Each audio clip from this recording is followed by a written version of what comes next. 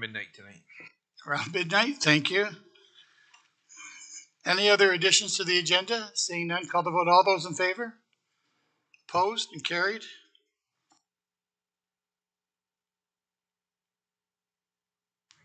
I'm sorry, Councillor Chambers, you had an item? Okay, I didn't think you did. Thank you.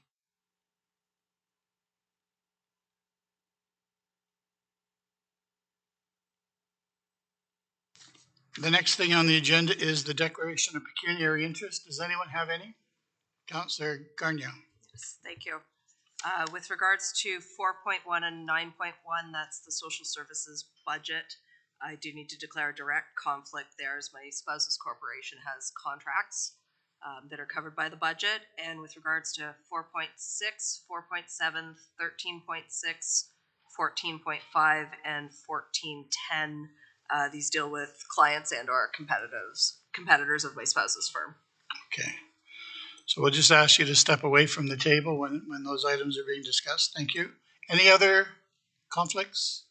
Seeing none, we'll move on to delegations, and then we're going to go to 4.1, which is going to be the City of Brantford.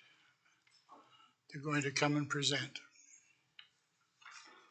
Just going to introduce them and ask if staff have any questions. All right. Everyone has the budget in front of them. Marlene is here. Aaron is here. Or are they on Zoom? They're on Zoom. So the Brantford staff is on Zoom. Does anybody in the chamber have any questions on the budget? Councillor Bell. Yeah, thank you, Mr. Mayor. My question will be to the staff in Brantford in respect of Trillium Way, and it's really an accounting thing. I'm not sure why we don't see the commitment that has been made to Trillium Way expansion, and why it's not shown in the budgets from the city. Thank you, Councillor Bell. Who's going to speak to Councillor Bell on the positioning of Trillium Way here in Paris?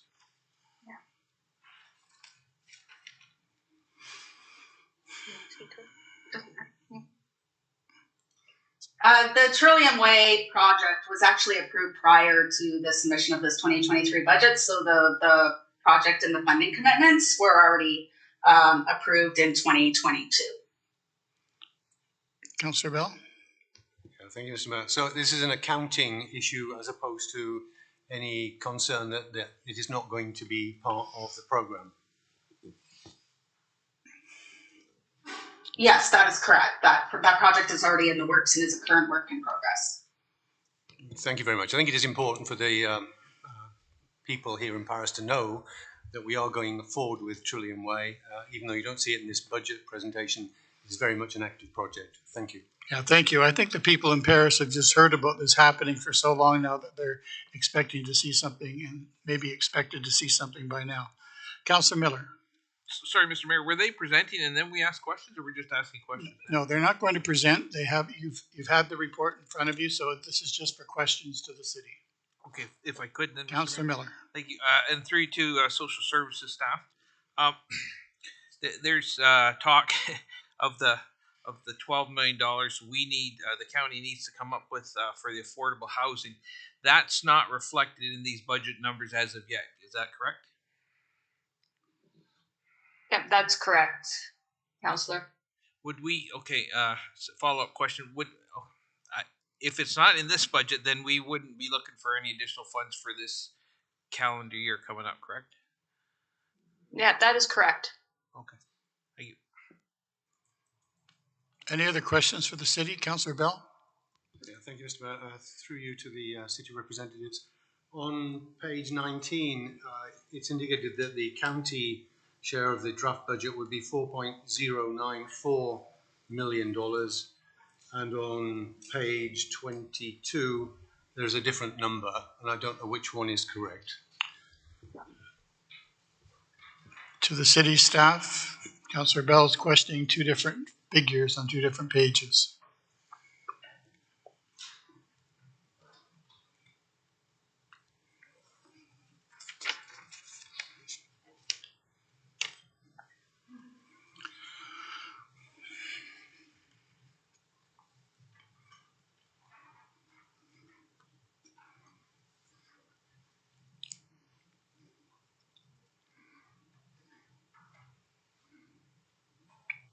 Through you, we're not being able to find the page references that are indicated here. So in the report on table 7, with respect to the capital, the county contribution to the entire 2023 capital budget is $672,000.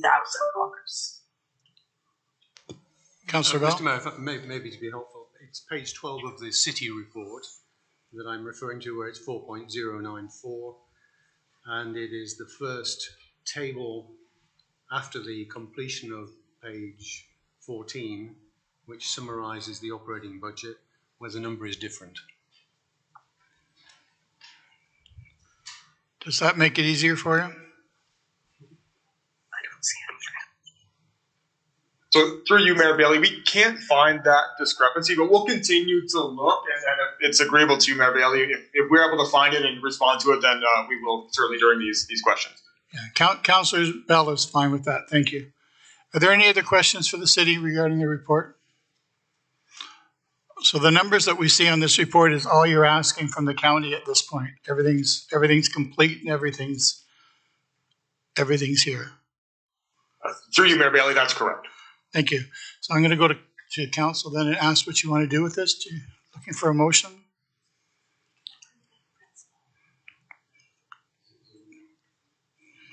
Somebody have it?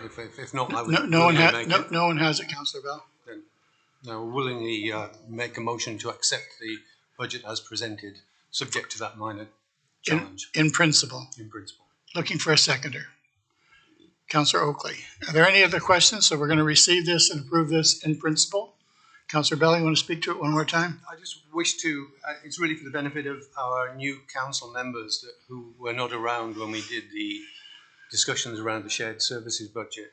And it's worth noting that 2 years ago, the budget for this part of our activity was 2.3 million. It rose to 3 million last year. It's gone to 4.1 million this coming year. And the expectation is that it would be around 5 million next year. And it represents a significant addition to the tax burden that our residents have. And it's really just for information. We agreed it following from our conversation earlier with the Integrity Commissioner. This is one where we accept it. It is how we've decided to go forward. But it is worth noting that we are doubling the contribution over a period of just 2 or 3 years. Anyone else want to speak to it before we call the vote? It's on the floor. It's been seconded in principle to accept the report. All those in favor? Opposed? Carried. Thank you. Moving on to 4.2, please. Kelly Bernstein from the library. Fred, you're going to come up too. If you could just state your names, please, and you have 10 minutes.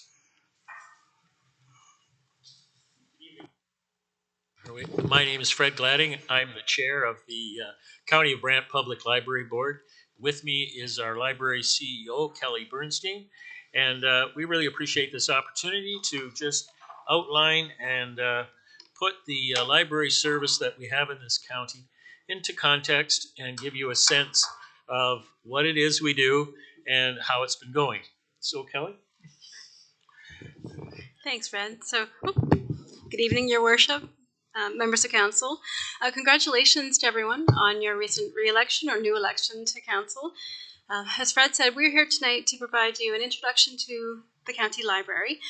For some of you, this will be repeat information, but we hope all of you find it interesting.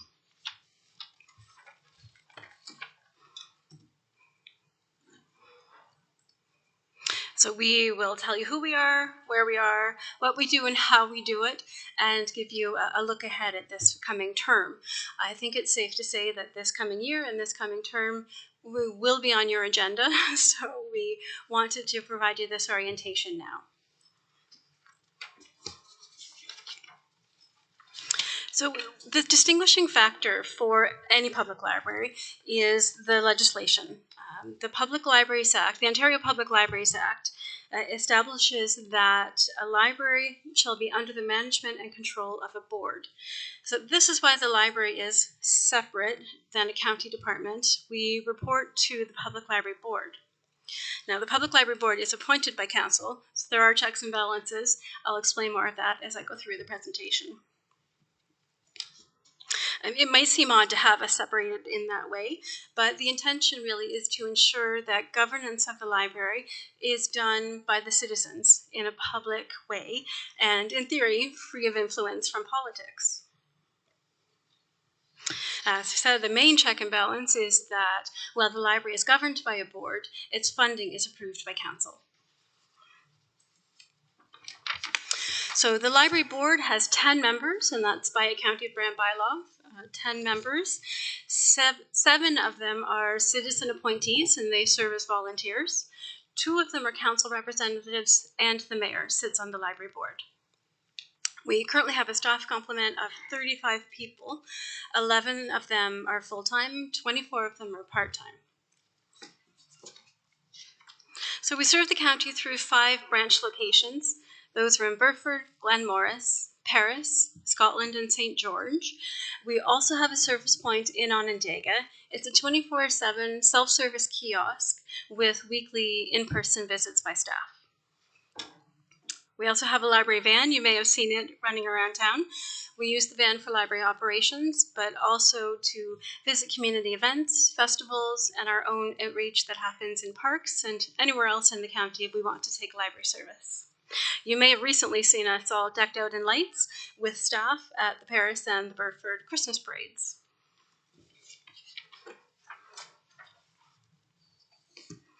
The library's mission is to cultivate inclusivity and empower lifelong learning. So we do that through programming for all ages and in all formats, whether it's print literacy for preschools at our story times or digital literacy for seniors through our new virtual reality programs, for instance. Our vision is to help residents of Brant explore today so that they're equipped to navigate tomorrow.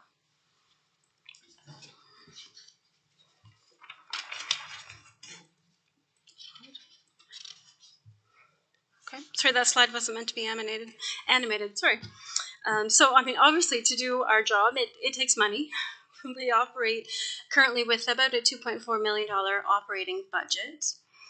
We have multiple sources of funding, but as you can see from the chart, the County of Brant funds the lion's share of library services. The percentages of income from grants, from fees, from donations, that will vary from year to year, but typically the County of Brant's portion of funding for the library fluctuates between 95 and 97% of the library. Most of our self-funded things, our fees, are through consumable things like photocopying, faxing, core library services like borrowing materials, accessing ebooks, or using computers. That is all free. On principle, that is free to residents, anyone actually who comes into the library branches in Brant. I want to note that our provincial funding has remained frozen since the 90s. So since the mid-90s, the percentage of funding that the County of Brant provides to the library has steadily crept up, while the dollar amount that the province provides has stayed exactly the same. So each year, library staff prepare a draft budget that goes to the library board for its approval. Then it gets presented to council for deliberation. So under the Public Libraries Act, council can either approve it as presented or request a percentage change, like request a high-level change. But under the legislation, council cannot make operational decisions, right? Things like which books to buy or which service hours to keep in the branches. It goes back to that important distinction between the library being independent of political influence. We're very lucky in Brant to have an excellent relationship with our council, and I wish I could say the same for all jurisdictions, but there's a reason the legislation exists. I'll leave it at that. So the board realizes that the county is far and away our largest funder, so we're strategic in our planning services. So we work to align ourselves with the county's strategic directions, and we're always striving to best serve Brant residents. And to give you an example of how we're serving them, I've got some statistics, some key metrics and benchmarks for you. Our current cardholders are over 21,000. Our circulation, so that's of materials, print and electronic, and our program attendance is in the tens of thousands. These are 2021 numbers, so that's right in the middle of COVID, so these are quite healthy numbers. For our size, we perform extremely well, and we measure up extremely well against all of our comparators. There are points here to be proud of. This chart illustrates that our usage per capita is extremely high, but also that our cost per use is very low. So we are used more times per capita at a lower cost than Brantford, Norfolk, Oxford, Waterloo region. Those numbers hold up when you look at us province-wide as well. So we're providing excellent value for taxpayer dollars. That's something that the library takes very seriously as a public service. So while we know that we're doing well, we're not going to rest on our laurels. We have a pretty significant, busy and exciting 4 years ahead. This is a glimpse of the library strategic plan, which was approved in 2022. The library strategic plan tries to align itself with council as much as possible in its strategic directions. So we strategically choose goals and choose priorities that will help further the county's goals. Some of the highlights that we're looking forward to in 2023 and beyond, of course, are the new main branch built in Paris. We will undertake a master plan study in 2023. That will include a facilities review. And our shorter term goals include continuing to expand access to technology, to eliminate barriers for access for all county residents. And we realize that we're uniquely positioned as a public and truly public institution to further diversity, equity, and inclusion for all residents of Brant County. So our plan is to build on the success of all of those programs to further promote social engagement, lifelong learning, especially with seniors and our youngest residents. So we have a full and exciting term ahead. So thank you for your time tonight. Fred and I are very grateful. Through you, Mr. Mayor, we are happy to take questions. Thanks, Kelly. Thanks, Fred. Is there any councillors that want to have questions for Kelly or Fred? Councillor Howe is your first. Thank you, Mr. Mayor. Through you to Kelly and Fred. Whoever's controlling the screens, if you could go back to the one that had the chart on it, because I think there's a message worth reinforcing there. That one. So I'm always impressed. Like our population as a county is about 40,000 people, last I checked, and if more than 50% of your population has a library card, I think that's pretty impressive. And it's equally impressive that the usage per capita compared to the costs is really great management, and I applaud you for that. Could you speak just briefly about the role of the library through the pandemic? I've seen some of the statistics. We don't need to get into a detailed answer, but just I believe the library performed a very significant role to the general public during a challenging time. If you just speak to that briefly. We're extremely proud to say that we didn't lose a day of service during the pandemic. Now, our service pivoted dramatically into online service immediately, but from the day that we closed, which was I think March 13th, 2020, we were out there offering service. It evolved over the course of the pandemic. We offered curbside service. We offered take and make craft kits. We offered resources to parents who found themselves stuck at home with their kids trying to educate and entertain and be everything for their family. So we offered resources that people could pick up from the library. We heavily promoted our online services, access to ebooks, stuff. The day that the province allowed in-person borrowing again, so curbside pickup service in person, the day we were allowed to do that, we were out there with service. So throughout the pandemic, we were anticipating what was going to happen, what was going to be allowed through the regulations, and anticipate what residents were going to need. And we tried our very best to meet the needs. Any other questions? Councillor Chambers. Thanks, Mr. Mayor, and through you to maybe Fred. I'll give Fred a chance to answer a question. I'm looking at, well, I actually was just on there, so now it's gone. There's 1,661 programs. I'm just wondering if you might comment or recollect maybe some of the popular programs and maybe some of the more unusual programs that the library offers, just for my benefit and maybe the benefit of people that are listening. Well, a few come to mind for myself. One of our hallmark programs each year is the One Book, One Brant. And traditionally, of course, that's an in-person event. But we continued that through the pandemic with a virtual One Book, One Brant, and well attended, virtually just like it was in the Sportsplex. And that was nice to see, that the people were still there and interested. We're moving toward a new facility, and some might think that perhaps things won't happen until we cut the ribbon. But in fact, some of the programming that we are doing now is kind of, in a way, we're learning and setting ourselves up. You might have noticed that we had an accomplished pianist performing at the library just very recently. And those kinds of programs will hopefully be something that we can count on in the Opera Hall at the new location.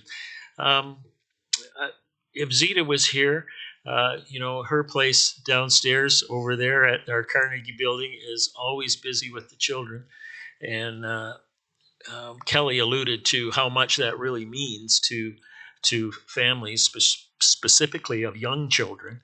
But I'll turn it over to Kelly. What else would you say about programs? Since our mission is to serve the entire county, we try to have programs for all ages, from the very traditional, story times, craft times, things that engage children's senses and help them build school readiness skills, to school-age programs. We have a lot of, Dungeons and Dragons programs happening right now. We have a Minecraft program, and things your kids might know, but you may not know, we offer at the library. We have a very popular teen program for Dungeons and Dragons. They make use of things like our 3D printers and all of our online technology.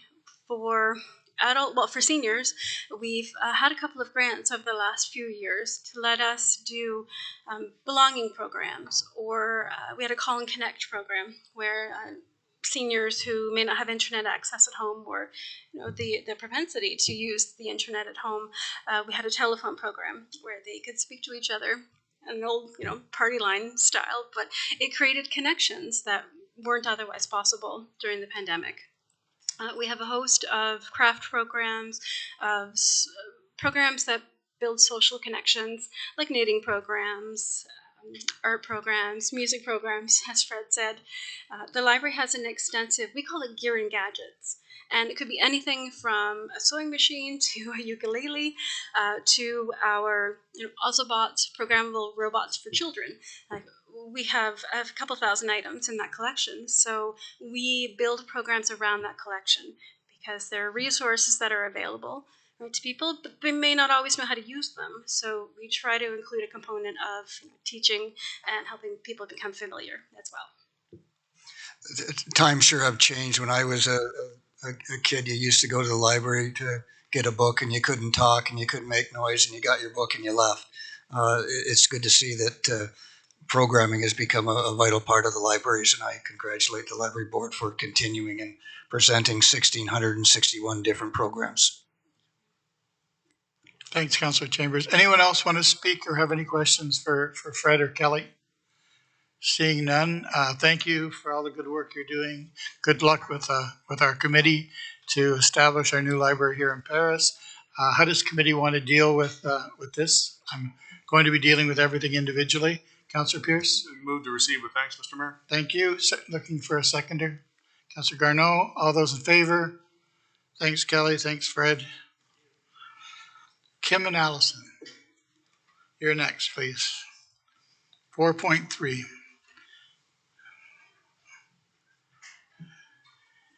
If you could give us your full name and who you represent, that'd be great.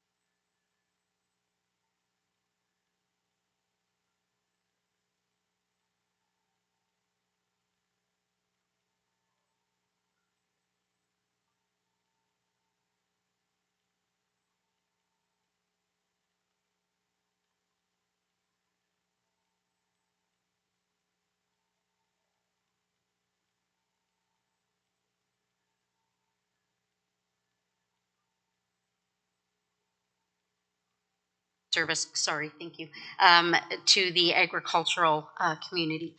Again, supporting broadband, housing, and energy, and most recently, the board of directors had some great successes with the expansion of the natural gas throughout rural Ontario and through our region especially.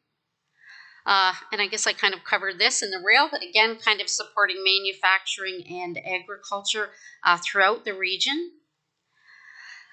And again, the Southwest Community Transit. So right now we're doing a needs analysis project. We received funding from the Rural Transit Solution Fund, which again looks at the 5-county region and beyond. So at the probably 2 years ago at the outset of the pandemic, when some of our communities were receiving the Community Transportation Pilot Grant funding program that the province offered to support inter-community connections, we really realized the need for to look at it from a regional scope rather than just each individual communities.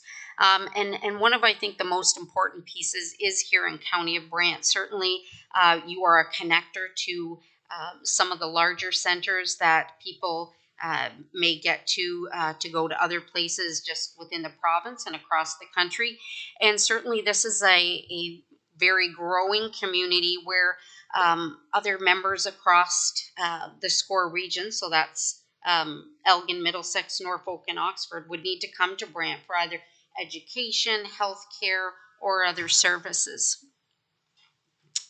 And human capital, again, we continue to work towards supporting our workforce that supports business across the region. Over the past year or so, we've really focused on agricultural workforce capacity building. We've continued to support Fanshawe College Agribusiness Management Program, which is offered in Simcoe and London campuses. And certainly one of the greatest successes has been right here in County of Brant with the Agricultural Equipment Operator Program. And that, having County of Brant staff and Workforce Planning Board along with Conestoga College as a partnership, I think really demonstrates some of the high impact that we can have for not only County of Brant residents, but certainly those across the region and those in the agricultural community that are really in dire need of having qualified workforce. So that's something we've been very proud of. And again, just ongoing partnerships on seeking opportunities with post-secondary institutions. And again, just sort of some examples of some of the work that we focused on. So over the last year, again, supporting that Conestoga College program, the Fanshawe program.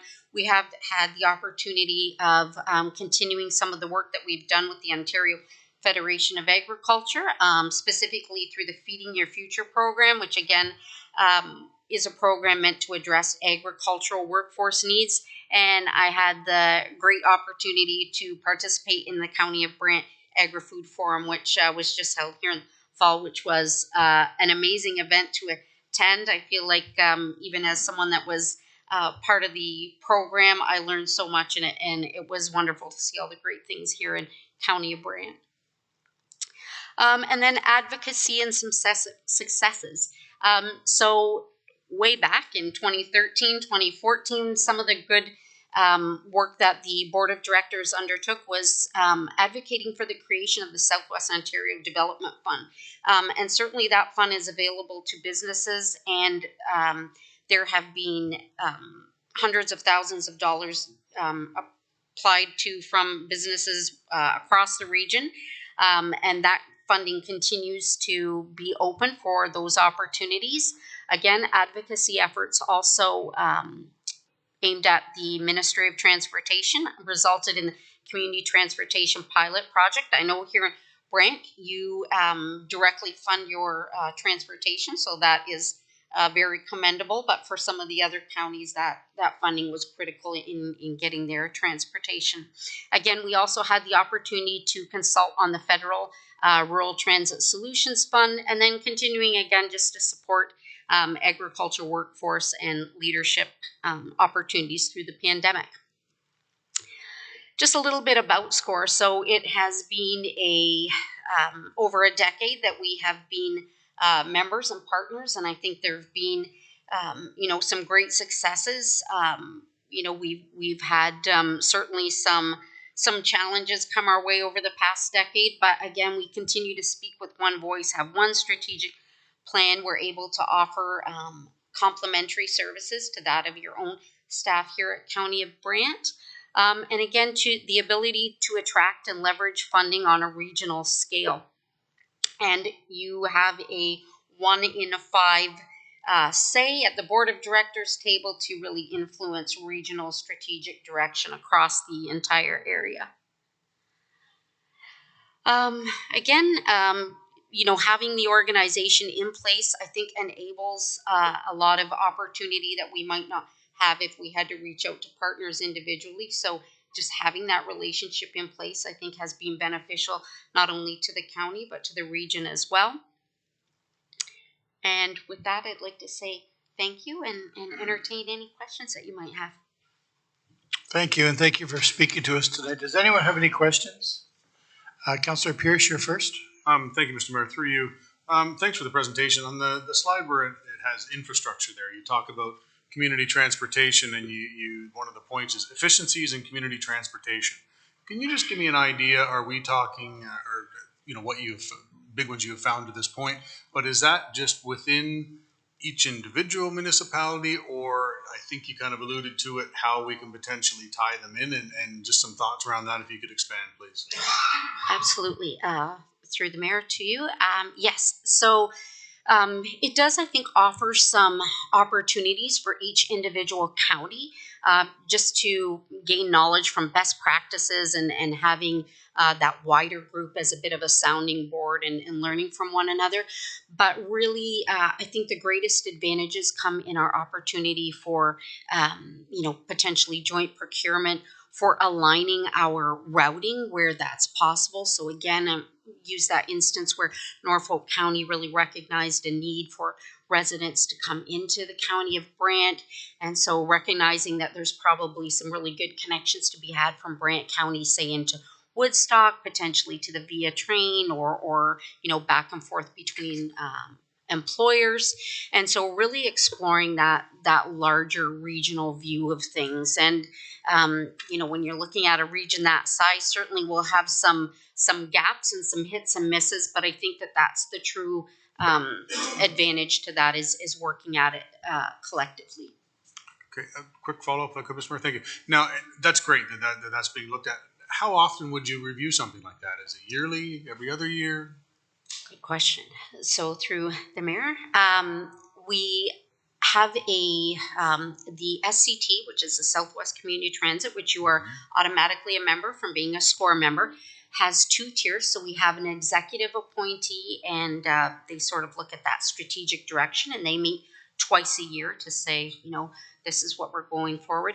And then our technical team, of which here at County of Brant, Danielle Toda and also Zach Gable, Russell Press, and Allison are involved in those, and they meet monthly and often share emails weekly. If there's something coming up, for instance, that's a requirement for seeing if they're eligible for the gas tax program, or looking at shared RFPs or legal implications of a certain policy, that group will email and converse quite often.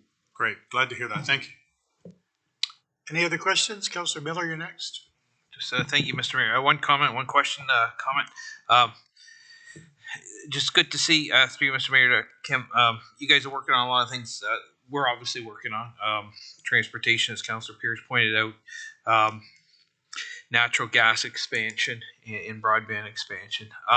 One thing that I love the fact that SCORE is working on, and you talked about it last time you were here, was the rail. And it's a very interesting thing. I think history will judge what we've done over the last few years in taking out a lot of rail lines as very short-sighted. As the world runs out of cheap fossil fuels, rail is certainly a very energy-efficient way of moving things. So, and that's not something that happens overnight. And I think that's something that councils around Ontario and Canada should maybe start getting involved with, because, like I say, it's a multi-year project. Years left to do that. The question I have to you, Kim, is when you show your slides, you got on the bottom the 5 counties, but you also have BAM. And my question is Elgin County part of SCORE, or is it just that little part of Elgin called BAM municipality? Thank you. Through the mayor to you, Councillor Miller. So that is an excellent question. I actually received that question at a recent presentation. So a few years ago, Elgin County declined to participate for a period of time. But during that time, BAM County, or municipality of BAM, as a lower tier, wanted to continue on as the with the partnership, and they saw the value in that. And the board of directors really look at the region as an inclusive region and representing all residents and all businesses within that region. And so we made changes to the bylaw at the time to allow for a lower tier to enter into the partnership if they wished.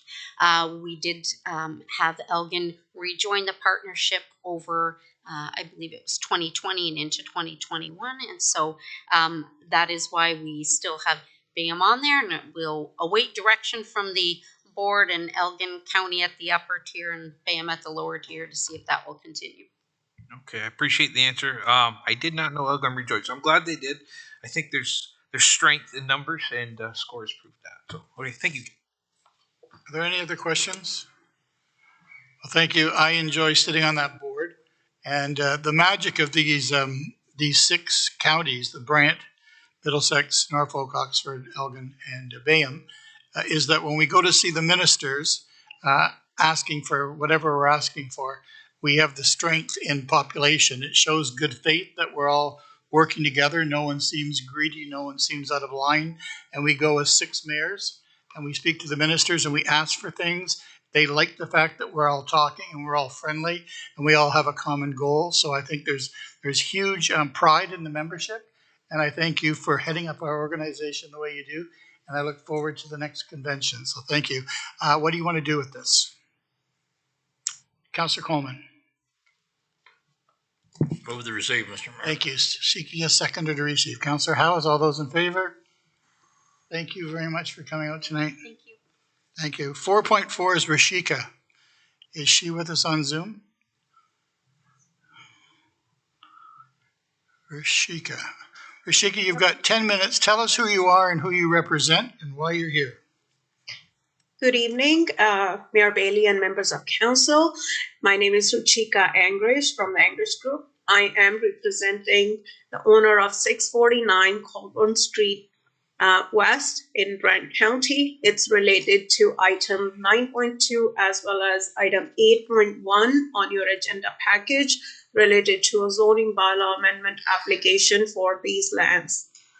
At the Planning and Development Committee on December 6th, the motion to, or the recommendation, staff recommendation from the county planner was deferred to be heard at the Brant County Council meeting tonight. A number of concerns that were raised during the Planning and Development Committee. We wanted to present some additional information related to those items, and included with the agenda is a letter that was prepared by us in response to some of those items. All I would like to say is there are a number of tools related to protection of environmental lands in the county, most recently the Good Forestry Practices bylaw. There's site alteration bylaw that protects these lands from further encroaching or harming any trees. The recommendation, staff recommendation to zone the forested area to a natural heritage zone, it is accepted by us and the client, and that would protect further destruction of any trees while it has not happened since 2016. We would like to say that since there's no development that is happening on the property, there are no new building structures or any new uses that are being included, and the zoning is specifically to change the agricultural zone code to a more commercial zoning to allow for smooth functioning of the commercial uses on the site. We feel that some of the protections that are noted in staff's recommendation and the bylaw that's included with the staff recommendation are appropriate. And since this is in keeping with county's official plan and provincial policies, we hope that the council will consider approving the zoning application. I do not have any further comments, and I'm happy to answer any questions you or council members have. Thank you. Are there any questions for Rashika? Councillor Miller? Thank you, Mr. Mayor. I just have one question, through to Rashika. Rashika, I read your letter. You're recommending, you think a 2.5 meter buffer is a reasonable setback for the protection of the slope. Staff, I think, are recommending 5 to 10 meters. You said 10 meters will impact the usability of the site. Is that the only reason you think a 2.5 meter is reasonable buffer? Through you, Mayor, to the councillor. If you see on the last page of page 8 of the report or the letter that was included, you can see the 10 meters roughly will take a lot of area from the site, and it will definitely impact the parking that is happening on the property currently. The edge of the slope actually starts where the natural heritage zone line is recommended by staff. So there cannot be any further encroachment physically can happen. So we think that 2.5 meter is reasonable. It will still help with the smooth functioning and also protection any further encroachment if that is the big concern. Okay, thank you, Rashika. No, I did see your drawing and how it would impact it. So, okay, thank you. Thank you. Are there any other questions? Just to refresh council's memory, this is the one that Steve Saz spoke to with the erosion of the land behind that is adjacent to his properties. And I have to remind council that this is only in front of us for a zoning change. It's got nothing to do with really erosion or any other condition of that property. I did hear from Mr. Saz today, and he has no objections to the zoning change. He was just concerned about what was going to happen to the trees if the erosion at the end of the property was to continue. So he's okay. He was our only person that complained at the meeting, so he's satisfied with that we've taken the time to at least look at it twice. With that being said, if there's no other questions, I'm looking for a motion. It's in front of you to approve.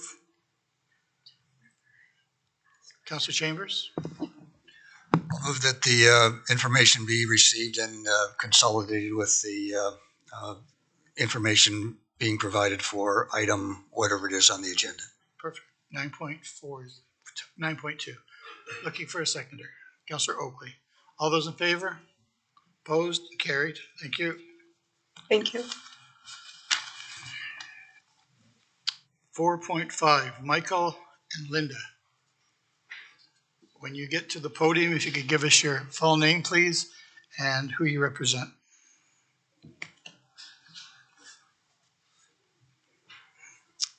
Thank you. I am Linda Slayman. This is my husband, Michael Slayman, and we represent ourselves.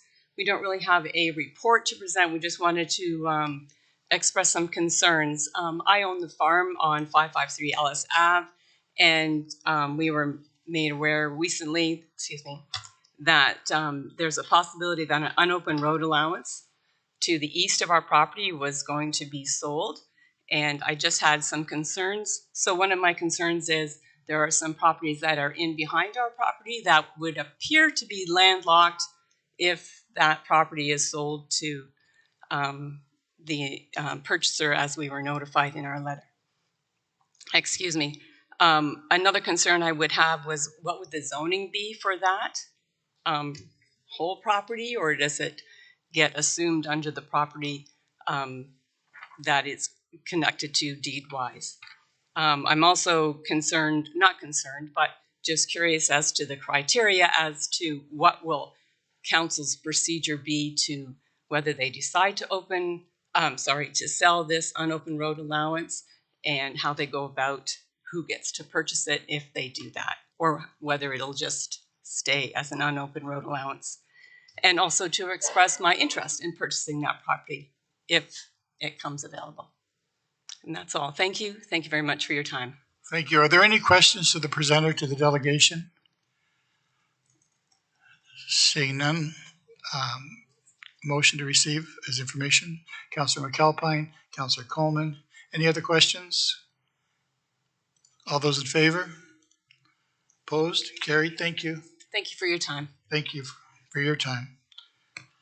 Landon and John, again, give us your full name, please, and who you represent, or your address would be fine.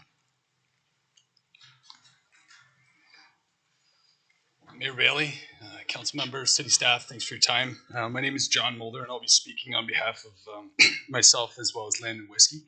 We're also speaking to agenda item 13.6, which is the Ellis Ave unopened road allowance. In May of 2022, we purchased a piece of the Kerr tract, which is a section of that large block of timber. Our property is, our main access to our property is via this unopened road. So I have spoken with many of you over the phone, and I, again, appreciate your time. Thanks for that. Our concern was that if this property was sold, we would lose access to our property. Or the primary access to our property. So it was of grave concern when we saw the posting, the public posting. Now, things have sort of, over in the last few days, we've had some conversations with Brian DeCare, who's proposed to buy the property. And our initial concern was that it would be sold without a condition that we could have a legal on-title access way. Now, in conversation with Brian, he's open to that.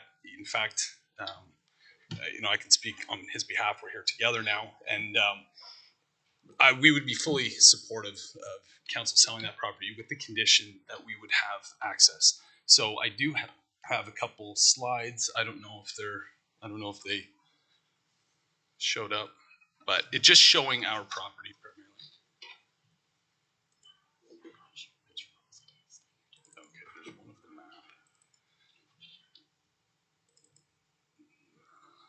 So that is the property. So no, that's fine. We'll just share one. That's perfect.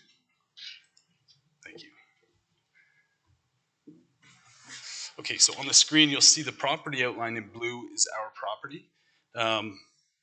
Directly to, I guess, the right, you'll see that sliver of land connecting to what I think is labeled on the map as. Oh, it is labeled as Alice. That's good. It was labeled as Maple Avenue for some reason on the maps from the land registry office, but this shows Ellis Ave, so that's good. So it's that sliver of land that we connect to and use as our primary access. So obviously that was the concern with losing that access. Now, because we've had these conversations, and if we would be given legal on title access over that property, we would actually be in a better position than we are now with no legal access. So our concern is that if we're not on title, that we could find ourselves in this situation 20 years from now with a different council and having the same discussion. So if Brian DeCare would purchase the property and allow us to purchase the legal access over it for fair market value, we'd be favorable to that. That would be put us in a good position. So, yeah, thanks for hearing our concerns. If there's any questions. Are there any questions to the presenter? Councilor Miller, you're first. Yeah, thank you, Mr. Mayor. Through you to John. John, okay, because we have this diagram in our presentation. Can you just explain to me? So if I look at Ellis Ave, look at the diagram to the right, there's that green line. That's the sliver that you need? That's correct. To get to the blue line, and then you got to go down that blue sliver to get to your... That's correct. Yeah. Okay. So that long blue sliver is our property, and that green line that connects that long skinny blue line to Ellis Ave is the portion that's proposed to be sold. That's currently an open field right now, with that sliver through it. Okay. So our properties are the only two properties in behind that don't have an actual road frontage.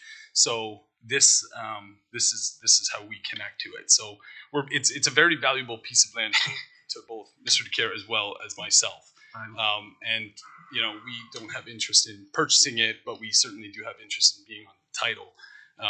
and being allowed access to it. So we're both, in favor of that. So that if council would consider selling it with the condition that we would be able to have legal right away, that would be excellent. Okay, thank you. Any other questions? So there never has been a legal easement on your deed of any kind? Of any kind, that's right. My lawyer pointed that out to us when we purchased it in 2022, or in May. And we were aware of that, so we are feeling somewhat vulnerable here, but that is absolutely the case. Okay. Any other questions for the delegation? Seeing none, what you want to do, Councillor Coleman? Thank you. Seeking a seconder, Councillor Pierce. All those in favor? Opposed? Thank you for coming out tonight. Thank you.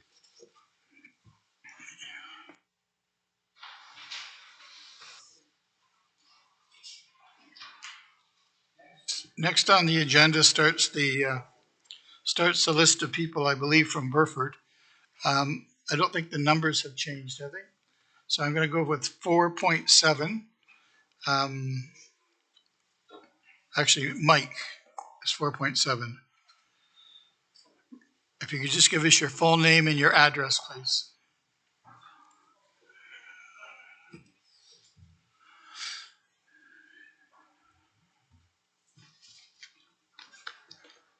Good evening. My name is Mike Robinette, and I live at 10 Maple Avenue North with my wife Gail.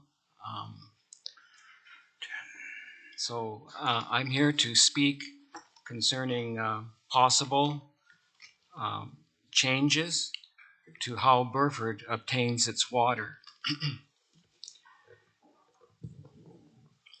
Many in Burford want to continue with the status quo, as the village is located above an aquifer. Access to water generally has not been an issue.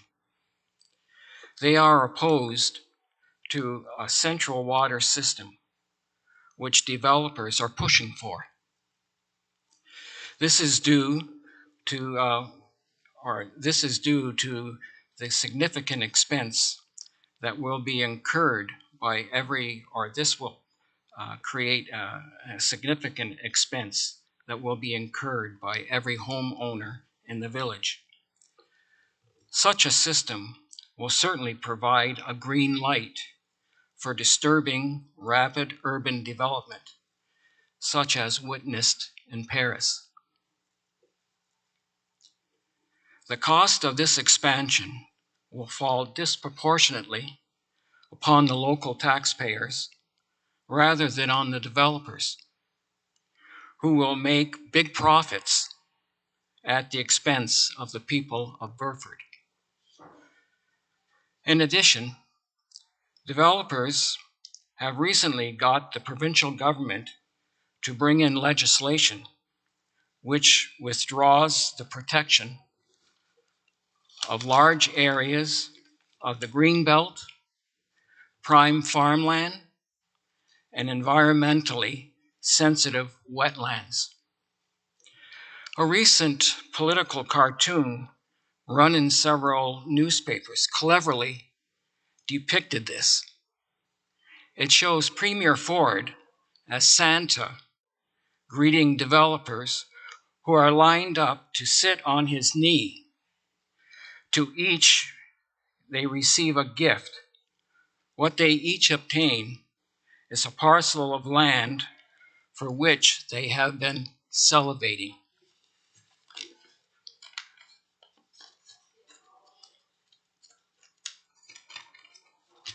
As a resident in Burford on Maple, next to the old Maple Avenue school site, I am especially concerned with these recent reckless provincial initiatives, which, along with the central water system, will only exacerbate things for Burford. I feel these will negatively impact on us. For several years, a developer has been relentlessly trying to get almost 100 townhouses squeezed into the old school site next to our property. They have been stymied because of the current well septic system approach of the village. If a central water system is constructed, the enjoyment and value of our home will be greatly diminished. I have spoken about this in the past and related how I wasn't opposed to some form of development of the school property. But my compromise ideas of constructing a seniors complex similar to Westside Village near the Burford Arena, or 6 fine individual family homes, which the county has stated would be allowed. But this has fallen on deaf ears and has been ignored. Such a development as this would be inappropriate. This townhouse project would definitely be in that category. It would offer a lot of intensive urban expansion for the village. And it would if that is allowed, the rest of the village is definitely going to be compromised. Recently, I read a quote by Mayor Bailey, by your lordship, in the November 17th Expositor. Mayor Bailey was quoted as saying that growth in Paris got away from us, meaning it became problematic. A lot of people have said they don't recognize Paris anymore. They don't want that for Burford. That's not what we want.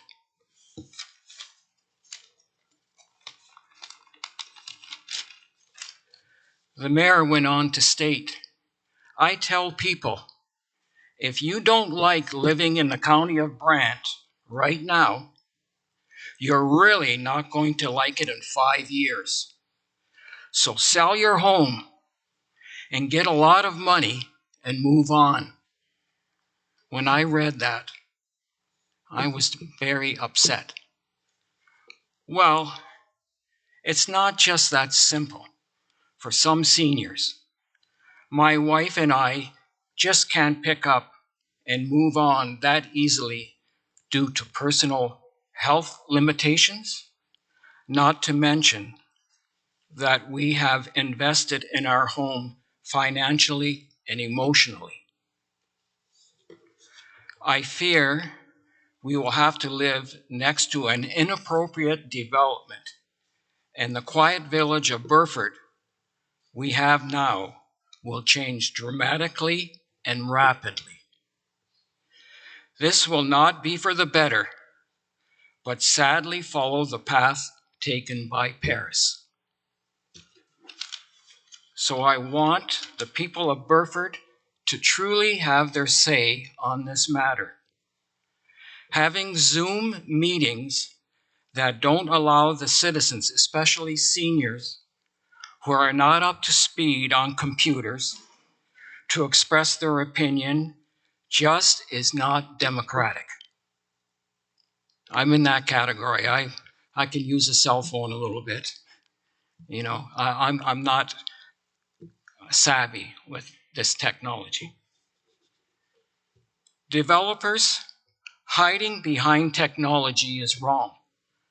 They've been using these Zoom meetings with COVID and so on to hide, to stay away from really hearing what the people of Burford feel about this issue. We must allow for open face-to-face meetings in a town hall setting. This is only right. This is my request on behalf of the people of Burford. Thank you. Well, thank you. Oh, sorry. Thank you. And before we open it up for questions, because you used my name and misquoted me twice, I'm going to speak back to you while you're still here. The quote, if you don't like the way the county is, not Burford, if you don't like the way the county is now, you're not going to like it in 5 years. I stand behind that because you won't. And you should sell your house and make a lot of money and move on, because I was speaking about racism and I was speaking about diversity. I wasn't speaking about housing at all. So you should have really written or read beyond your quote, because I wasn't even talking about housing. I was talking about accepting people and not being racist. And I tell you, if you don't like the way the county looks right now, you should sell your house and you should move away, because it's not going to get any better for you, sir. I mean, you've already put the boots to a proposal next to you already because of the people that bought it. And I know that you were part of that, and it's not right. But you brought it up and you mentioned my name, so I'm going to speak to it. So don't you quote me, sir, if you don't read beyond your quote. Well, Your Lordship, what I read, that was, I read this in the expositor. It didn't say anything about what you're saying. Okay. So they've quoted you. I'm sorry that Well, I maybe misquoted you. Well, you certainly did misquote me, and you misquoted me on camera, so it's going to sort itself out. And I can't believe that you're going to take the word of a newspaper instead of phoning me and asking me what I was up to, because I have never heard from anybody from Burford but one lady. And the same thing, she thought she was quoting me in a different way than it was presented. And that's just for the convenience of yourself. And you're here tonight to talk about water, and now we're talking about meeting in person in Burford. The last time we tried that, we had a full house of people who were behaving badly. They were misbehaving, they were giving the staff a hard time, and they were telling me that the thing they wanted me to do representing the county was not to come back. They didn't want another Paris. And I told them not to be so arrogant. There'll never be another Paris. So don't tell me that you don't want me and then have me come outside of the hall and run into 24 very prosperous young Burford people saying, don't listen to these people. They don't want anything. They don't want growth. We do. We have money. We want growth. So you're a split group. And you have no right speaking for the people of Burford, by the way. You say that you're here to bring a message from Burford. You have no right to do that. Anyway, with that being said, clearing up my quote, is there any questions to the presenter? Seeing none, thank you for your time, sir. Moving on to 4.0. Councilor Pierce, Councilor Coleman, all those in favor? 4.8.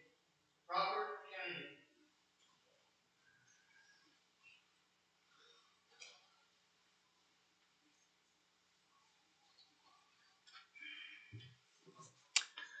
It's actually Richard Kennedy, and I'm 25 Maple Avenue, North Burford. Okay. Anyways, I'm here to again talk about the water and wastewater of Burford, and requesting that we have a general meeting rather than a Zoom meeting or a meeting where there's groups of people. I tried to participate in the Zoom meeting, couldn't log in. I participated in the small group meetings, and half the time it was the PowerPoint presentation, and the other 30 minutes was a question and answer period, of which half of that was consumed by a person from Princeton that wasn't even from Brant County. And I find that totally unacceptable. And the other issue that I have about this is trying to get information about the water and wastewater proposal. The presentation that was given in the PowerPoint, I have requested a copy and have never received a copy. The comment to me at the meeting was, we have to review it before we can send it out. And that was, 2 weeks ago? I'm still waiting. So I'm just saying that we should have a general meeting. Thank you. Thank you. Does committee, council have anything they want to say to the presenter? If not, maybe we could call on Mr. Walton to explain what's going on with the water and at what stage that it's in for coming into Burford.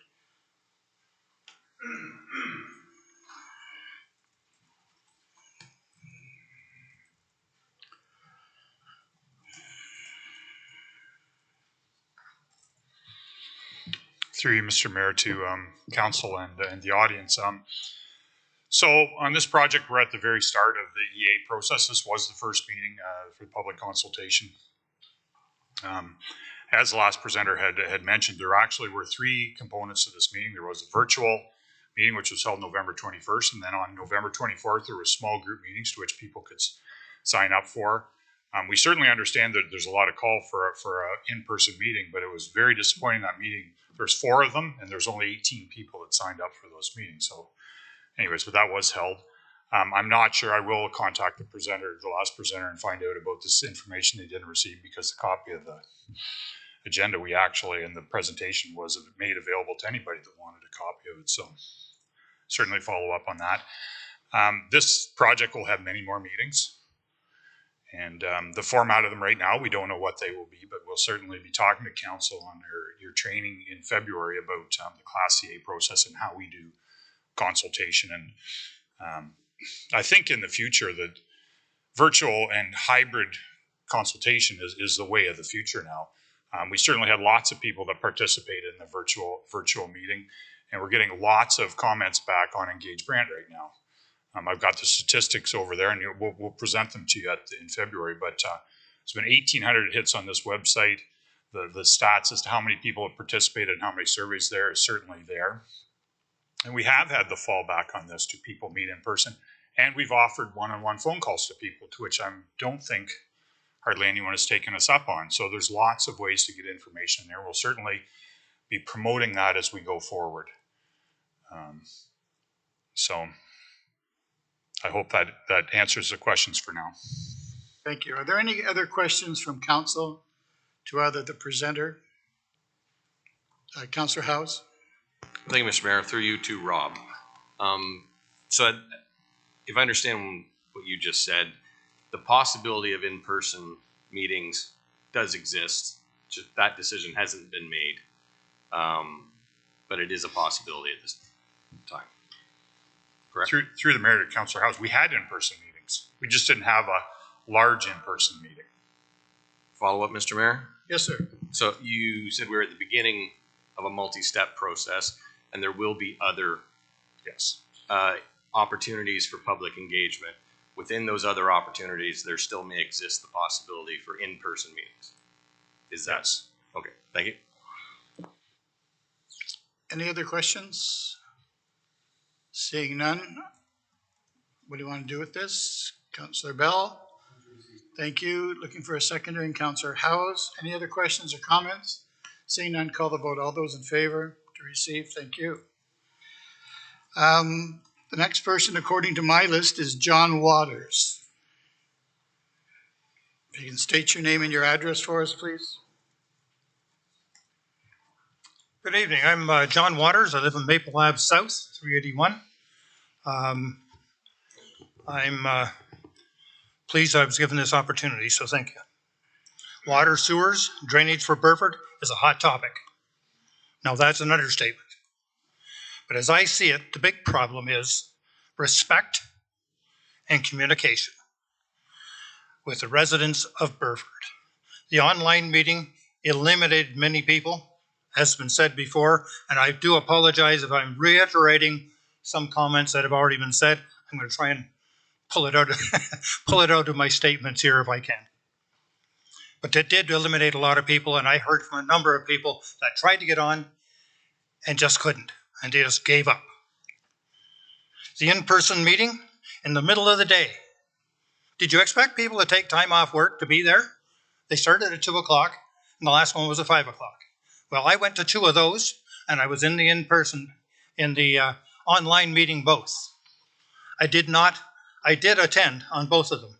I did not learn anything that would entice me to say, yes, get this proposal done. What is going to cost me? No answer. We don't have that information right now. There was a number of questions around that, We don't have that information now. The presentation was very professional looking, but did not answer any of the important questions the homeowner wanted to know. We must acknowledge there are homes and businesses in Burford that have serious water issues, but that is not the majority. The majority of our community do not need or want sewers. There have been a number of new wells, new septic systems put in Burford in the last few years. Can you imagine the cost to that individual homeowner? They already got that kind of money spent, and now you want to lay on them the expense of putting in water and sewers. Not a healthy spot to be in if you've already spent thousands of dollars to put a new well in and a new septic system.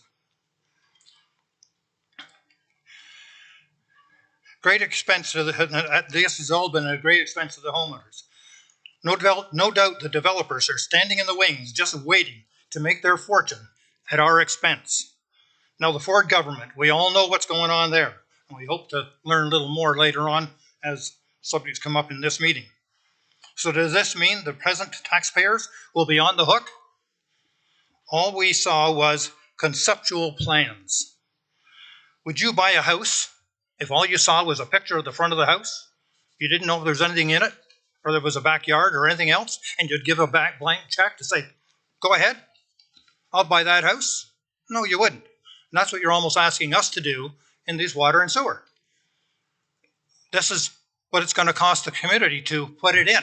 But what's it going to cost me at my house to put it in? I do think so that you would want to see the whole picture before you bought that house. With the information available, you set staff to Burford unprepared. A total waste of time and money, so many questions unanswered. I quote the growth in Paris, and we know what it is in Paris, and that was already been covered already.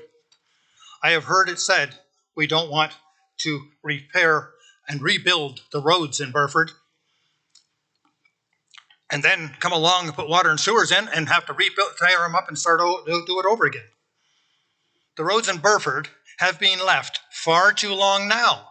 I know I'm talking water and sewers, but it's related to the roads, and that is part of the problem for drainage, sewers, and water. Park Street was well patched just before the Mounties musical ride. That sounds suspect to me. It was a very poorly built road to begin with, and it was not in good shape. And to have all those residents come from all around to come to Burford down Park Street to go to the musical ride, it would be quite embarrassing. So that road was patched up quite well.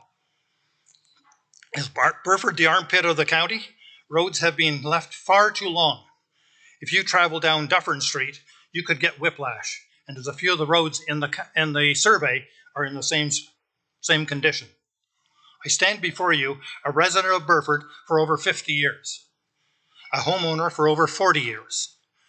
50 years ago, water and sewers were being talked about then for Burford. And they were talking about costs of $20,000 per homeowner. What's it going to cost 50 years later? Sure isn't going to be $20,000. Now we understand we will be at least one more meeting, possibly two, and shovels in the ground in 3 to 5 years. This is what Rob told me at one of the in-person meetings. On top of all this, Mayor Bailey says, if you don't like it, well, he was misquoted as to what was meant, but what was actually construed by many of us was similar to what was already said. In closing, councillors, would like you to do, what would you do if you were in my shoes? Your direction of staff is most important. I was so proud to raise my kids in Burford where people were treated properly. Most people I talk to move to Burford because it is not Paris or Brantford or Hamilton or wherever. A nice small community, but for how long? As a retired person, I saved to financially live out my last years. At this rate, my finances may not last, and I am not alone. Questions around town. Is this a done deal? Do we have any say in this matter? How am I going to pay for this? I also have to pay to the decommissioning of my well and my septic system. This is on top of hooking up to your water and sewers. My well and septic has been around for a while, yes, but it's working just fine. People around me have had their water tested on a number of occasions and have no problem with their water. Granted, there's a few uptown and on Dufferin Street that have water issues that need to be dealt with. They should have been dealt with long before now. The talk 50 years ago was it could cost $20,000. We have a real upset community right now before Christmas. Not a comfortable feeling. Thank you again for this opportunity, and I feel your attention to this matter is most important. Would there be any questions? Thank you. Are there any questions from council to the delegation? Councillor Chambers, you're first. Just two questions, if I might, John. Has anybody ever told you that water and sewer are going to be installed in Burford? I'm sorry? Has anybody ever told you that water and sewers are going to be installed in Burford? No, the proposal is. The answer is no. Nobody's ever said that there's going to be water and sewers in Burford. No, they said there's not going to, right. Okay, how do you explain how many people, and I think it's communications, and you're a good one to answer this. How do you explain why so many people think that the decision has been made to put water and sewers in Burford when it hasn't been? This is the feeling that people have that I've talked with. They know there is issues in Burford, and I'm sorry, I'm not talking through the mayor. I should be, but people know there's issues in Burford, and there's a number of wells uptown that have a problem, and therefore they're saying, "Is this a done deal?" And you can't argue with Do you tell them that it is a done deal, or do you tell them? No, I've never said that. No. Because it isn't a done deal. No, because my comment to any of them are, hey, get out of this. Because John, I know that you don't have any respect for this mayor, but you will speak through me. I'm sorry. I'm sorry, sir. I am. Should be. Thank you. I do apologize. Because you know, John, that miscommunication is a bad thing, and hopefully we can all understand that no decision has been made, and if the perception is that a decision has been made, that's a decision I think that, or a perception that we all need to help clarify, that it's the beginning of a process, no decision has been made, and let's take it down a notch because this council is not forcing anything on anybody at this point. And having said that, it may be a good idea to have a community meeting and say just that, to get away from the perception that it's a done deal, water and sewers is coming to Burford, and this council is going to put everybody out of Burford, because it's not the case, and you know that. Through the mayor, answering that, no, I have never said it's a done deal, but the perception is there, and I'm not giving the perception out to everybody to think that, but that's what they're getting at, and I can't argue with it. I don't know that, and my comment to them is, show up at this meeting, come up here and explain why. And the idea of having a town hall meeting for Burford, there's a number of issues in Burford: street lighting, sidewalks, roads. There's a number of things people have brought up. So a town hall meeting, probably for every community in the county of Brant, would be a smart move. So anyway, if there's any other questions to the mayor? Are there any other questions to the delegation from council? Seeing none, I just want to say that when I said, again misquoted, that Paris got out of hand, those decisions for Paris to get out of hand were not through my doing as the mayor. They were done in 2006, and I was nowhere near the mayor's chair in 2006. And your councillors were acclaimed. So you've been very happy with your councillors, and they were here then, and they're here now. And as far as the provincial directives, I hope that you're calling your MPP, whom you voted for. He got voted in. Please call your MPP about Bill 23. Don't come in here elevated yelling at council. Thank you for your time. How do you wish to direct this delegation? Councillor House. Move to receive. Thank you. Looking for a seconder. Councillor Pierce, all those in favor? Thank you, sir, for your time. Thank you, Mayor Bailey, for your time. 4.10 is Mary Ann Bell. That's what my paper says. If it's not right, please correct it and tell us where you live. And if you can possibly tell us something other than what's already been said, that would be appreciated. I've been stroking some comments off. Thank you very much. My name is Mary Ann Bell. I live at 387 Maple Ave South. I've lived in Burford since 1977. Have owned a home in Burford since 1978. Not in the same location, but another house. So thank you for allowing us to speak here today. And through the mayor, I'd like to give this presentation. Water an issue has always been a huge, sensitive issue within our municipality. We're passionate. I would like to take a little bit different aspect. There's a lot of other people who have made comments, so I'm just not going to go over them. But what Burford does need is we do need a stormwater drainage, a plan put into action. We need road work done. And I know you can't put the horse before the cart, but we just can't be left in limbo for some of these decisions to be made. So it would really be nice to have a plan in place to proceed. And we still have to factor in that there's approximately 640 homes in our area. And so for every $1 million spent divided by $640 is about $1,562.50 to be exact. So we also need value for our dollar as well. And as soon as money is brought into it, people become stressful and people become passionate and people become uncertain. In some of the presentations that we've seen, the figures that are being presented are potentially millions and millions and millions of dollars.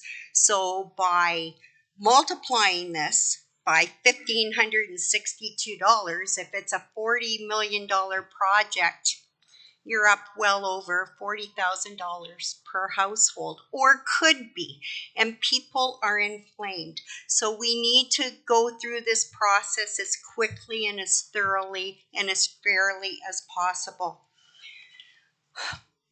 Without water and sewers, we're looking at limited growth, and sometimes limited growth is not always a bad thing.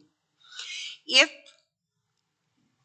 you have a high density population, perhaps it could be centered more in one area of the county and let other parts of the county proceed as they've been with limited growth. I would hate to see our municipality doubled or tripled in size over a period of time. I think that would upset the dynamics of a rural village and turn us into more of an urban town. And is that what the people of this area really want? Council, please consider keeping, I just went through that. So I'm not speaking just on behalf of myself or my husband, but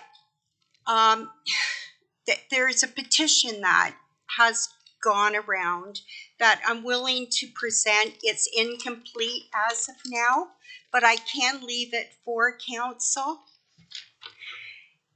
So the talk is out there. People are upset, and it's just not us presenting that are passionate. So I would like to conclude right now. The final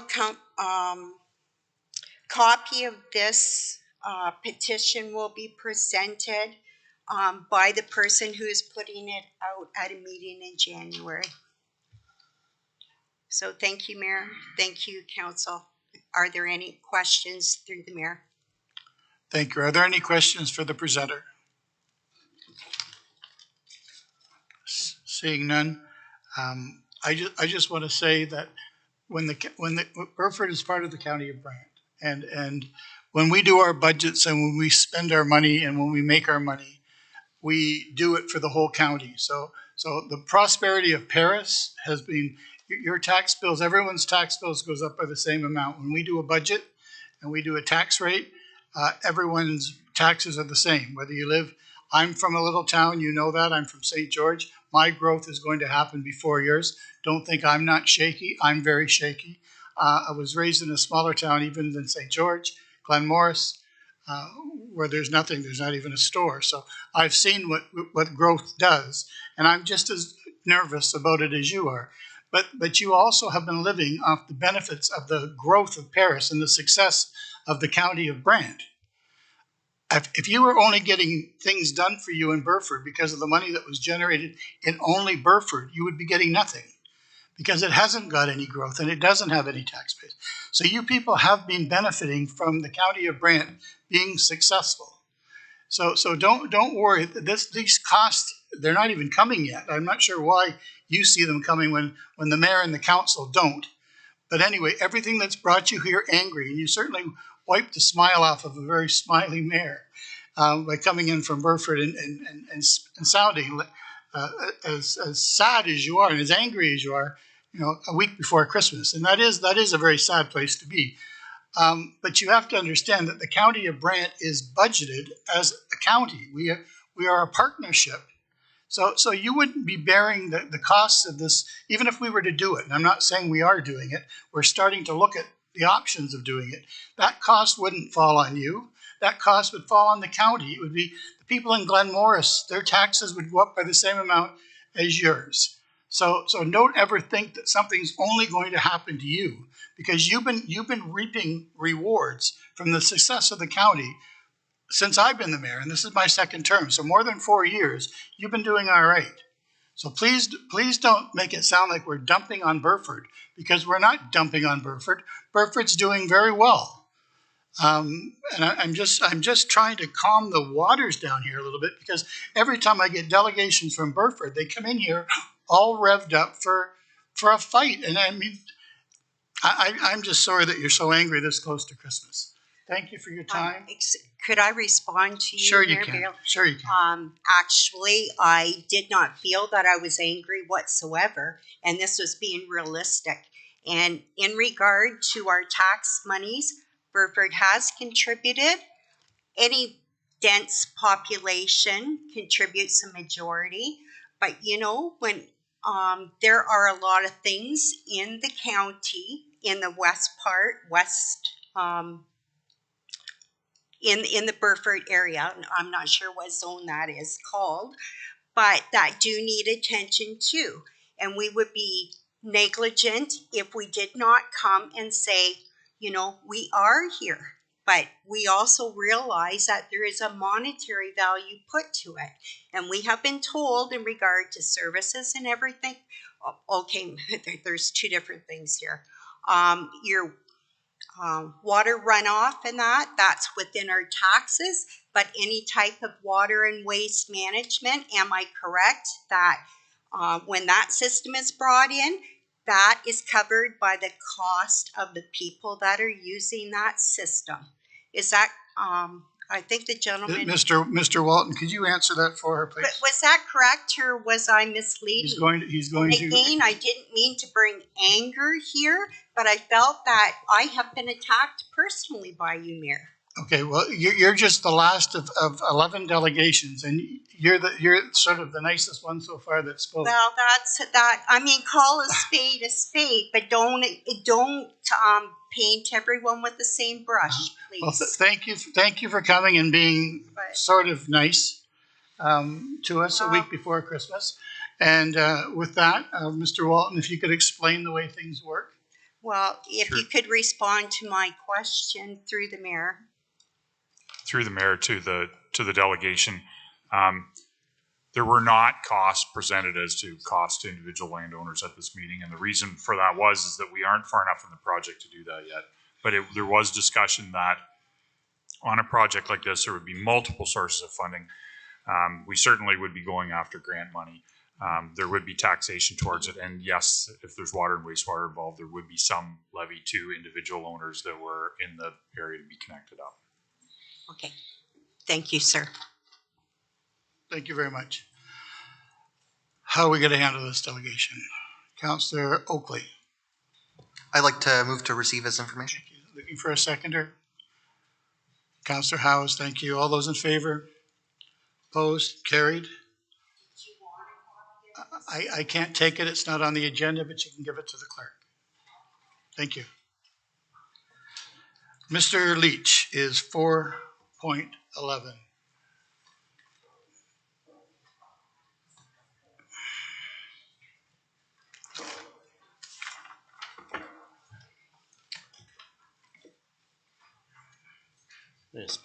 Excuse me just for a minute here. Yes, good evening, Mayor Bailey and members of council. Man, I'm in a hell of a position here. You certainly I'm from Burford.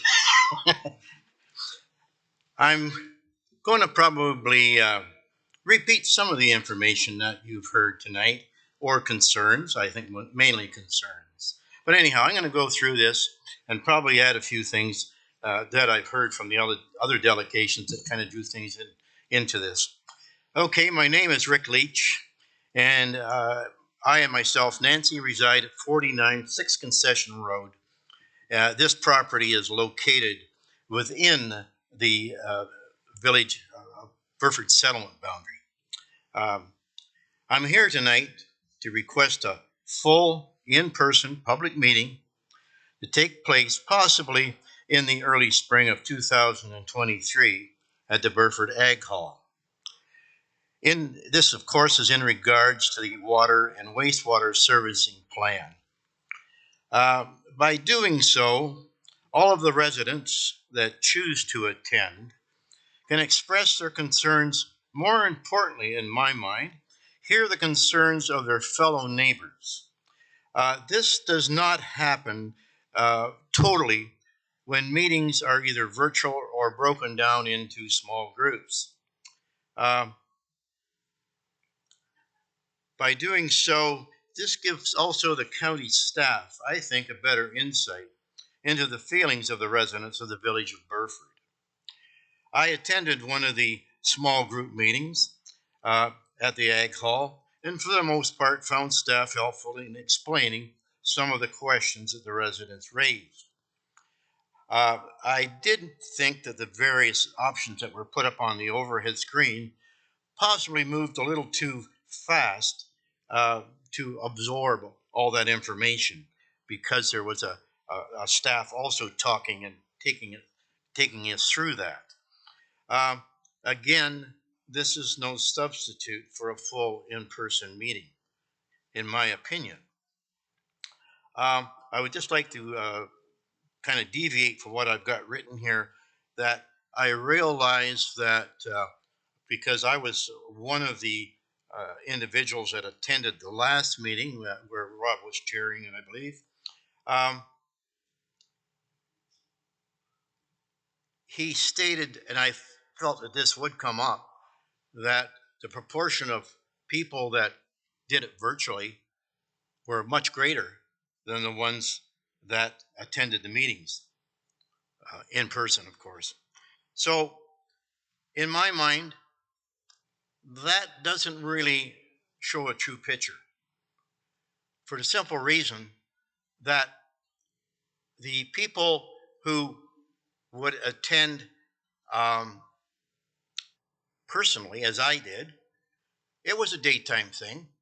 There are people still working, and possibly if they were older, maybe their family was not able to provide them with some transportation. So I think that's just kind of maybe just looking at it a little out of perspective, that's really not a true comparison. Also,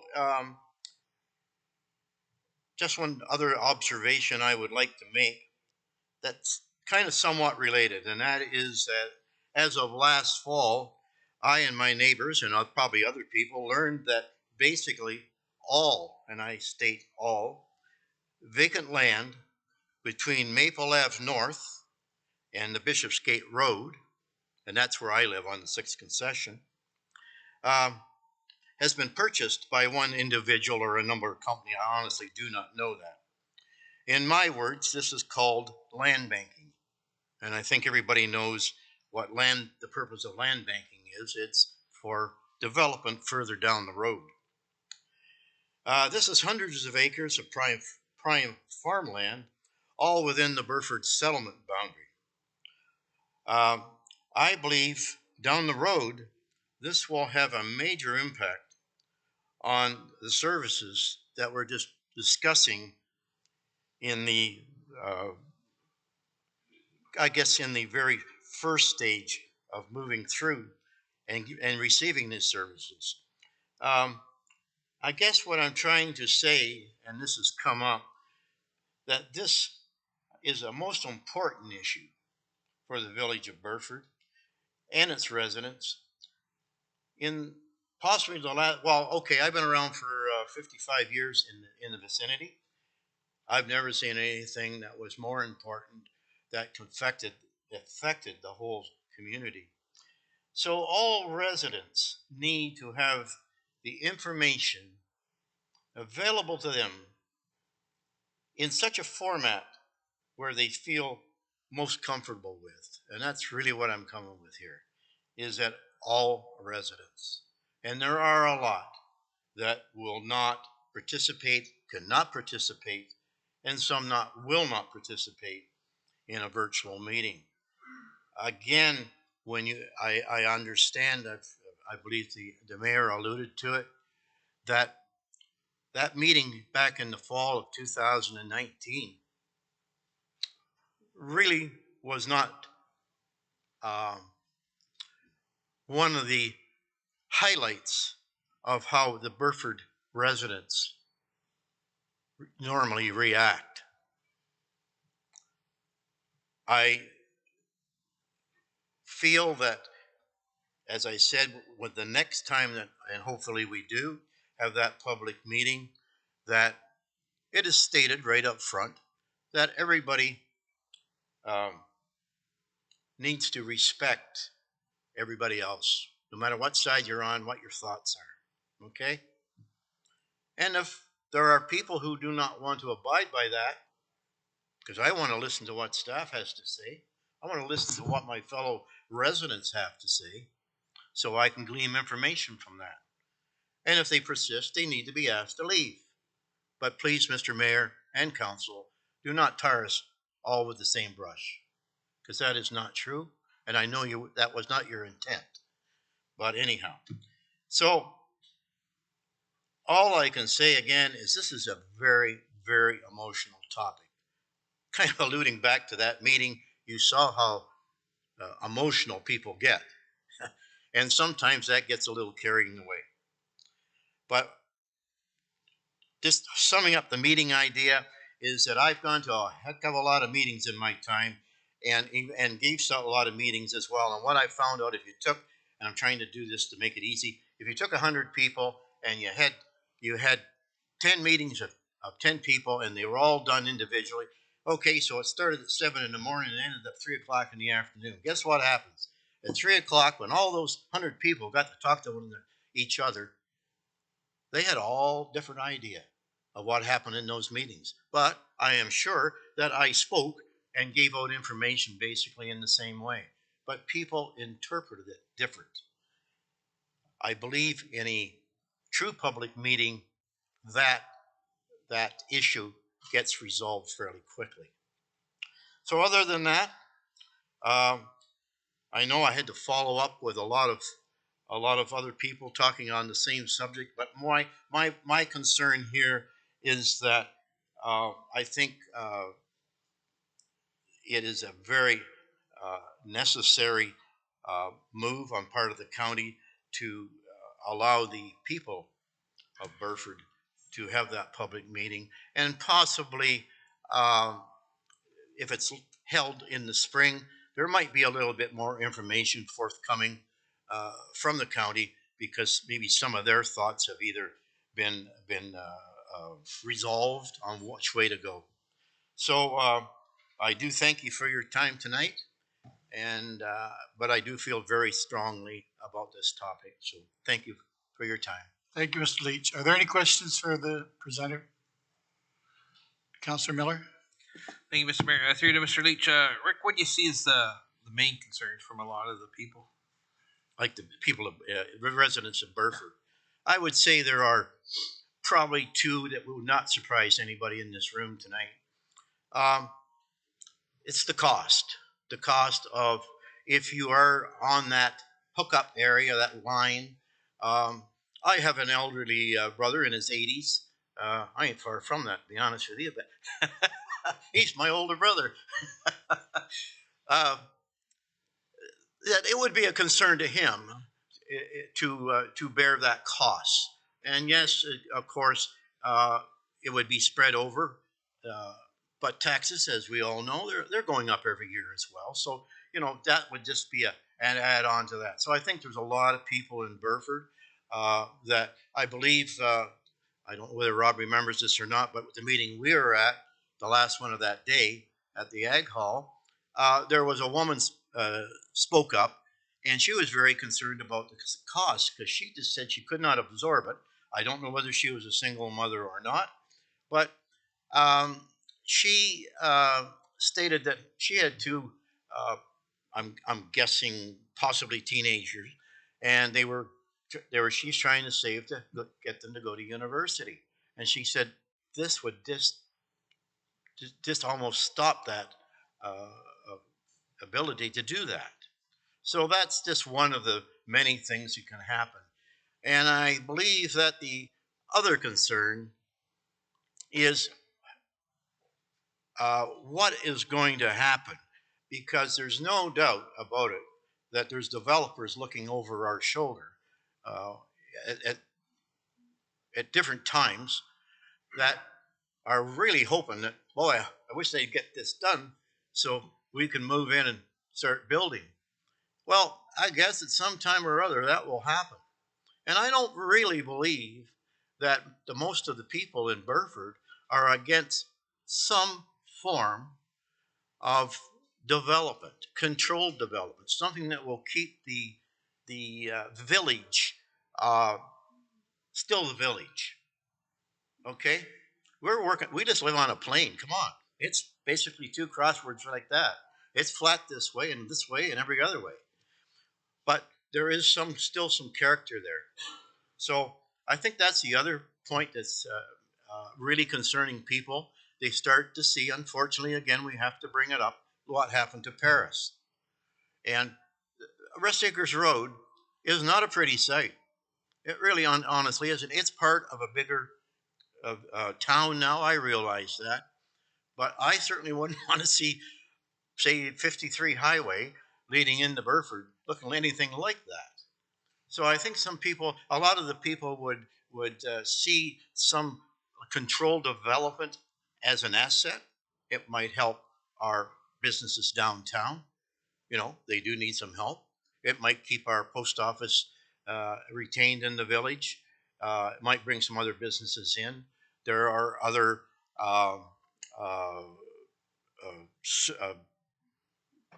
building areas that have been designated, waiting for approval of one type or another.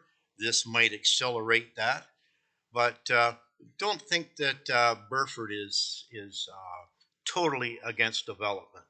I think they want to see development that is very conducive to what we already live in, but just maybe a bit of an expansion of that. So again, I hope that I've tried to make myself as clear as possible, and hopefully that the people of Burford are not labeled, to be honest with you, a bunch of yahoos that just want to, shoot things down, because that is not the case. That is not the case. Thank you. Okay, thank you. Yahoos came from your mouth, not mine. I know that, sir. Councillor Miller, you're next, please. Well, I was just going to move to receive, Mr. Mayor. Thank you. Seeking a seconder. Councillor Coleman. Mr. Miller? Yeah, I'm going to make that second motion, Mr. Mayor. There's, I'll speak to it, but I'm going to make a motion responding to the bulk of those requests, and that is that we hold a town hall meeting for the residents sometime in the early spring of 2023. Seeking a seconder, and if I get a seconder, I'll speak to it.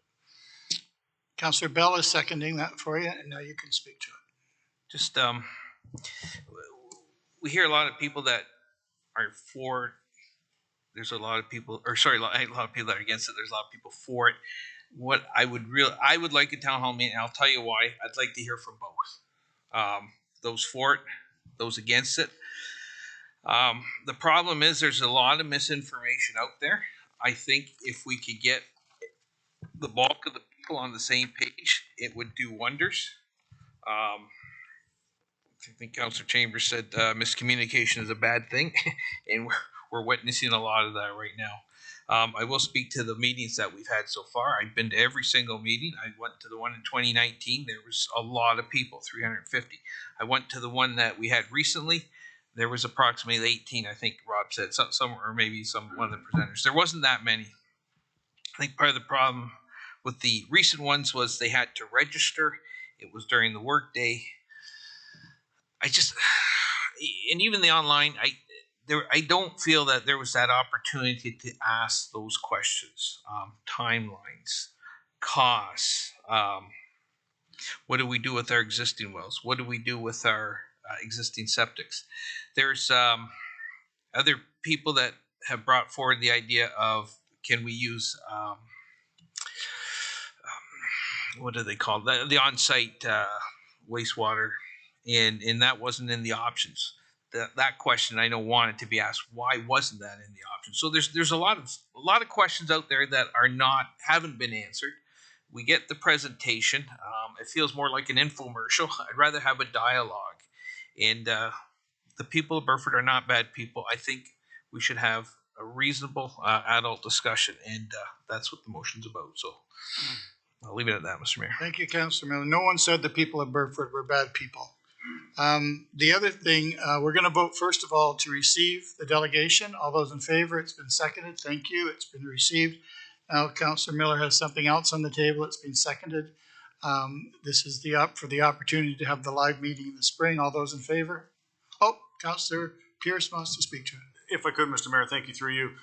I appreciate the fact that folks want to have a meeting in person.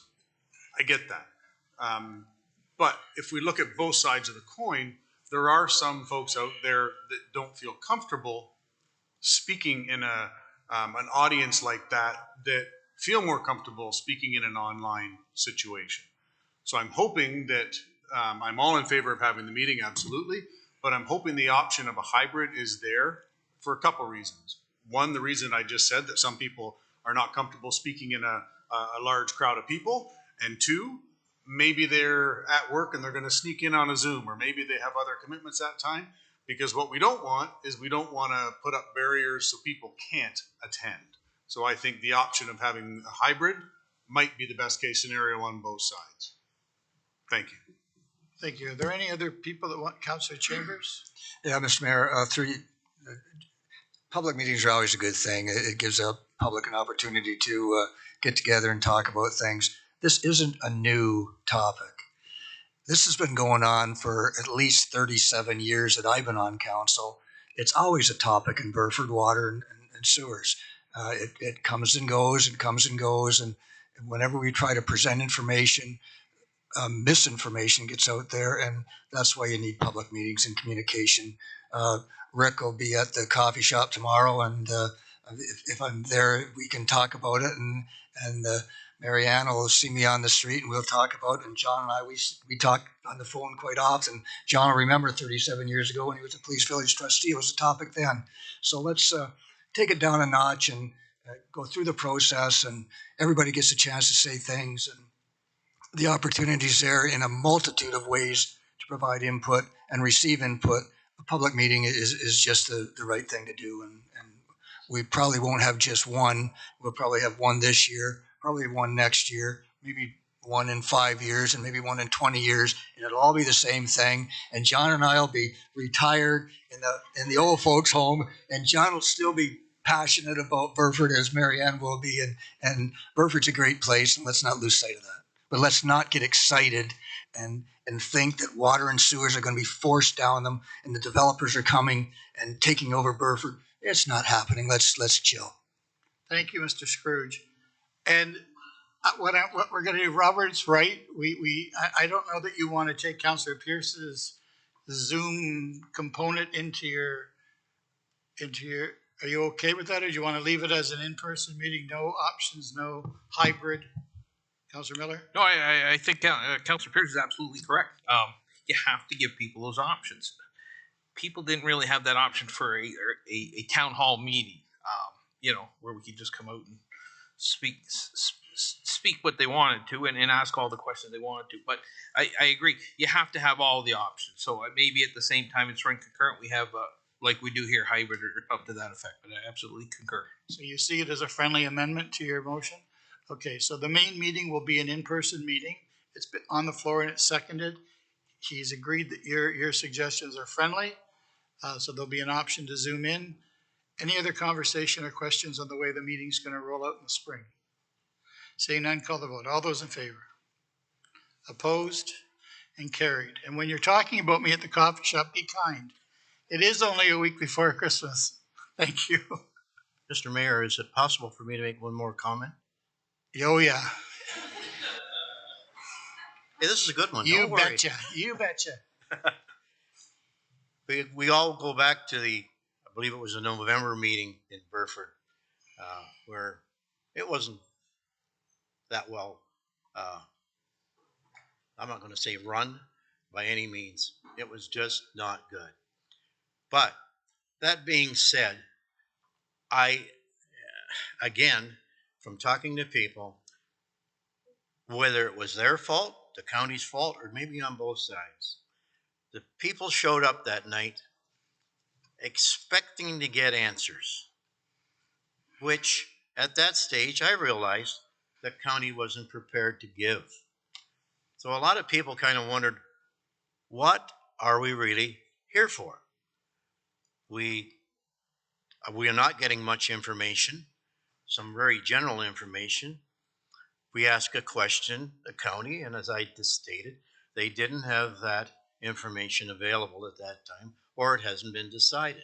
So I think everybody has to take a little bit of that concern on how that meeting turned out, because I think people were, maybe it was just human nature, I can't tell you that they just thought they were going to hear and receive a lot more information than they did. When they didn't, things got a little antsy. And I believe that is exactly what happened. Thank you. Thank you. We voted to receive the delegation. Thank you. Merry Christmas.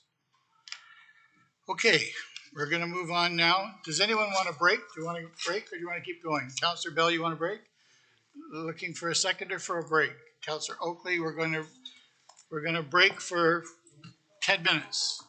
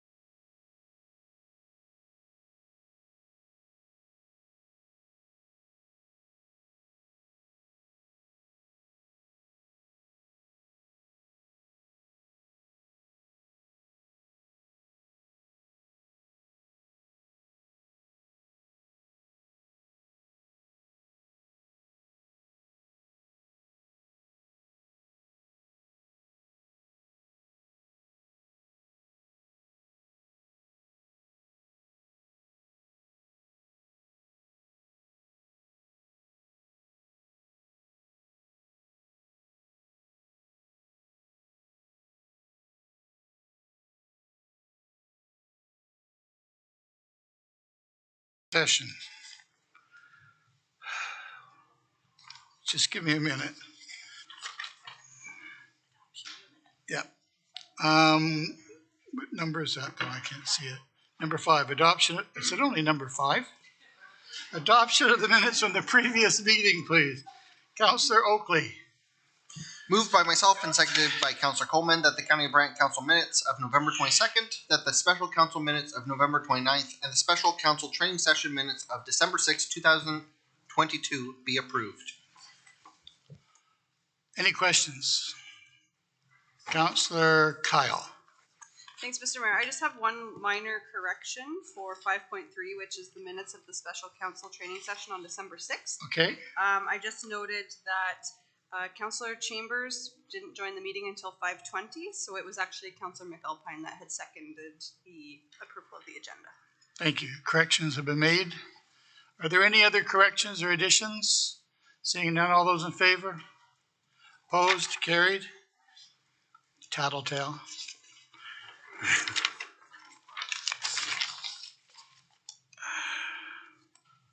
Minutes arising from, or business arising from the minutes. Is there any? No. Consent items to be approved. There's none. Consent items to be received. 7.2. Councillor Howes, you have that. Thank you, Mr. Mayor. Moved by myself and seconded by Councillor Oakley that consent items 7.2.1 to 7.2.11 be received as information, and I would like to request that to pull out 7.2.6 for discussion. 7.2.6. Anyone else? Councillor Miller? Close. The one before, 7.2.5, I don't want to pull out, but I would like to just speak to it for 1 second. Okay. Are there any others that you want separated? Seeing none, we'll vote on everything but 7.2.6 and 7.2.5. All those in favor? Opposed? Carried. We're going to speak to 7.2.5. Councillor Howes. That was. I'm sorry, 0.6, Councillor Howes. Oh, thank you, Mr. Mayor. Through you, this letter from Aurora to Doug Ford regarding Bill 23, I thought was exceptionally well written. And I move that we send our own letter that basically says the same thing, only with the appropriate names related to our region. Hoping for there's a seconder to that. Yep. Councillor Bell. Any other discussion on the letter? Again, just reinforcing. I think we need to send strong messages. Should we send it to anybody else other than that's on their list? Do you think of any other names that should be on ours other than the appropriate ones that apply to us? Right, exactly. No one else?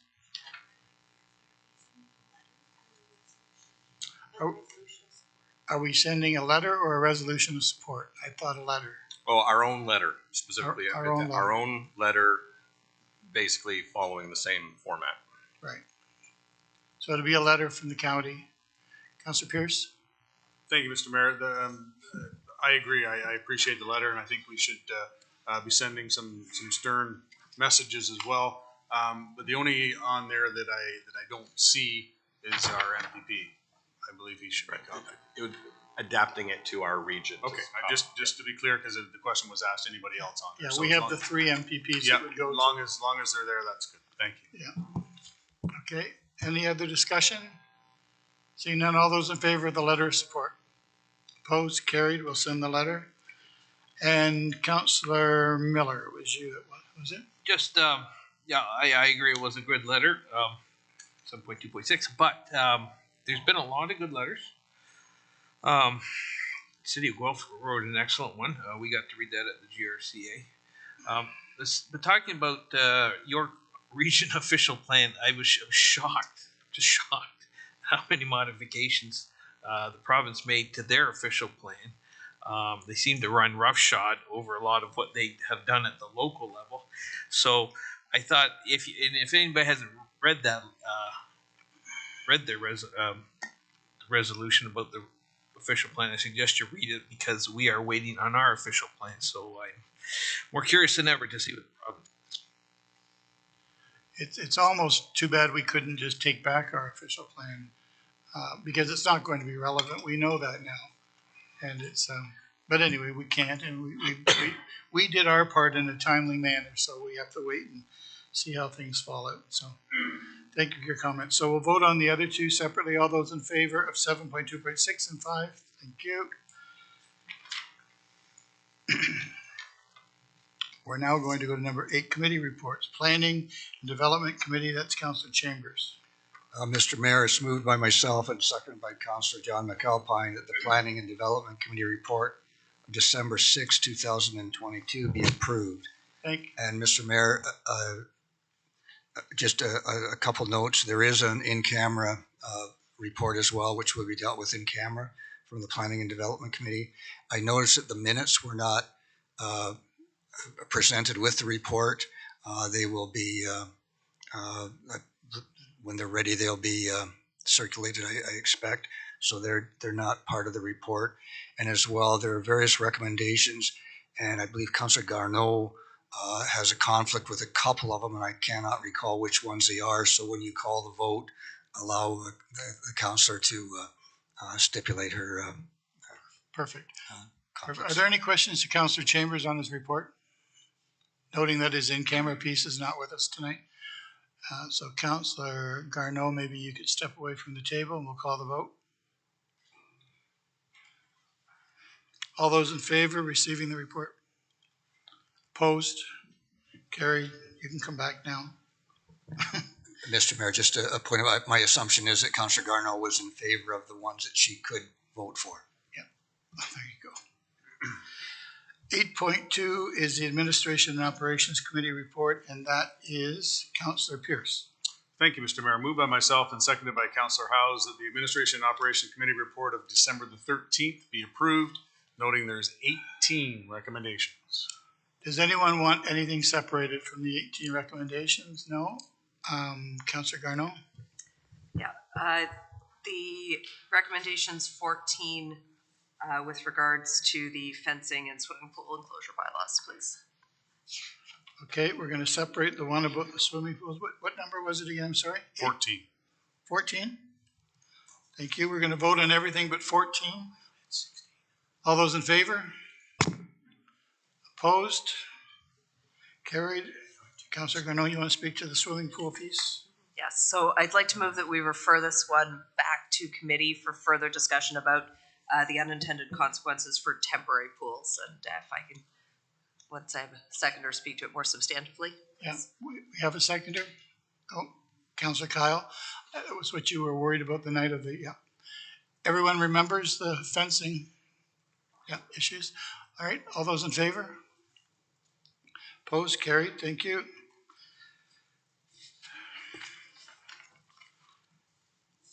Nine 9.1 is the draft social services budget. We've already done that. Yeah, we've done that. Point 2 is the Coburn Street West Planning and Development Committee. Is anyone here who's here to speak to that? Oh, there you are.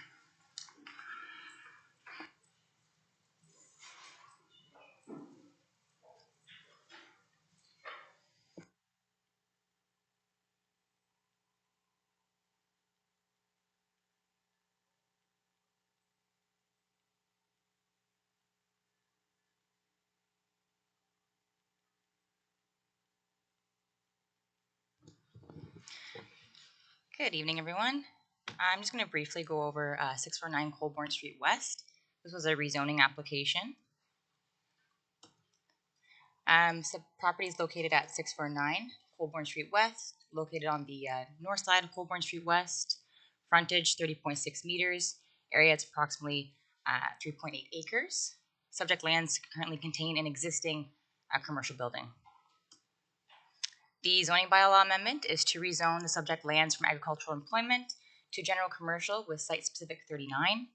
Site-specific is to permit the parking of commercial vehicles and storage of permitted uses within the rear yard, and to permit an existing westerly interior side yard setback of 0.45 meters. And a portion is being rezoned from agricultural employment to natural heritage. Lands are designated general commercial and currently zoned agricultural employment. This is to address the resident concerns that were brought up. So the first one being tree removal. There was a bylaw complaint that was resolved in 2016. I was made aware that our site alteration bylaw was not in place yet. And going forward, as part of the application, they are rezoning to natural heritage in order to protect the existing woodlot on the subject lands. And we also have the site alteration bylaw in place, along with the good forestry practices bylaw.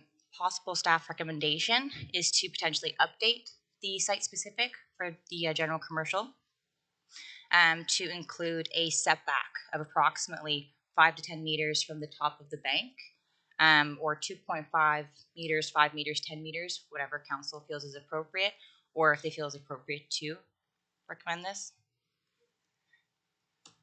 The next concern was the safety of bank or berm for slope stability and erosion. In order to protect this, we are proposing that the portion of the lands are rezoned to natural heritage. The natural heritage zone has limited uses that are permitted. They're limited to passive and recreational uses. There's no development standards for this zone, as development is generally not permitted, subject to specific requirements. And then once again, we have our good forestry practices bylaw in place and our site alteration bylaw. Next concern, increased impervious surfaces and drainage that are not site contained and drain into legal outlets. The proposal is specifically related to the rezoning of the lands, which brings it into greater conformity with the underlying designation, general commercial.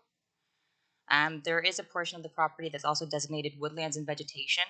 The portion that's being rezoned to natural heritage would be consistent with that designation as well. No further development is being proposed. Everything is existing. So there's no increase to impervious surfaces, and the drainage will remain as is. If any further development is proposed, any issues would be mitigated through site plan control. Vehicle turning, proper distancing, and parking curbs. Once again, no development is proposed for the site aside from the change of use. If anything further is proposed, they'd be required to go through site plan control.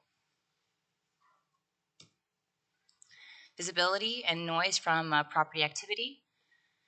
The proposed revision to the general commercial site-specific 39 the proposed revision to the site-specific to maintain a potential 5 meter or 10 meter setback is being proposed in order to address this. And then once again, if any further development is proposed, noise and visibility would be mitigated through site plan control. Additional resident concern studies that were not asked for as part of the application. Due to the nature of the proposal, and since no further development is being proposed, staff are not able to ask for the above noted studies. If further development is proposed, these would be asked for through site plan control. And site plan control is not applicable at this time. And there was another concern about GRCA comments. The lands are not within the regulation limit of the Grand River Conservation Authority. That is all. Any questions? Any questions to the presenter? Councillor Pierce. Thank you, Mr. Mayor. Through you. Just a quick question in regards to the setback. The recommendation is a 5 to 10 meter setback. I'm curious as to what we're basing that on, because at the last meeting, I had the information that was given made me think that there was tree removal and stuff happening on that bank like very recently. What we have found out, that's not the case. There's been nothing since 2016. So in my mind, that's been like that for 6 years. So it should be a fairly stable slope on that. So I don't agree that we need that much of a setback. So I'm just trying to understand where that's coming from. To the Mayor, to the Councillor. So that setback was actually based on my review of the Good Forestry Practices bylaw. In the Good Forestry Practices bylaw, they recommend a setback of 10 meters. So I had just included just to be consistent with that. However, it was more so just as a suggestion, and I was hoping for further discussion on that. Thank you. Any other questions? Councillor Bell? Yeah, thank you, Mr. Mayor. Through you to Shannon. It's a related matter. The draft bylaw completely excludes the issue of that setback. So are you looking today for a recommendation from council on whether it should be 2.5, 5, 10? Good Mayor. Yes, I was hoping for a recommendation, or if we decide no setback at all. Any other questions? Councillor Miller, you're next. Well, on the same lines, because I was wondering, Mr. Mayor, through to Shannon, if Shannon could go back to page 8 of her presentation.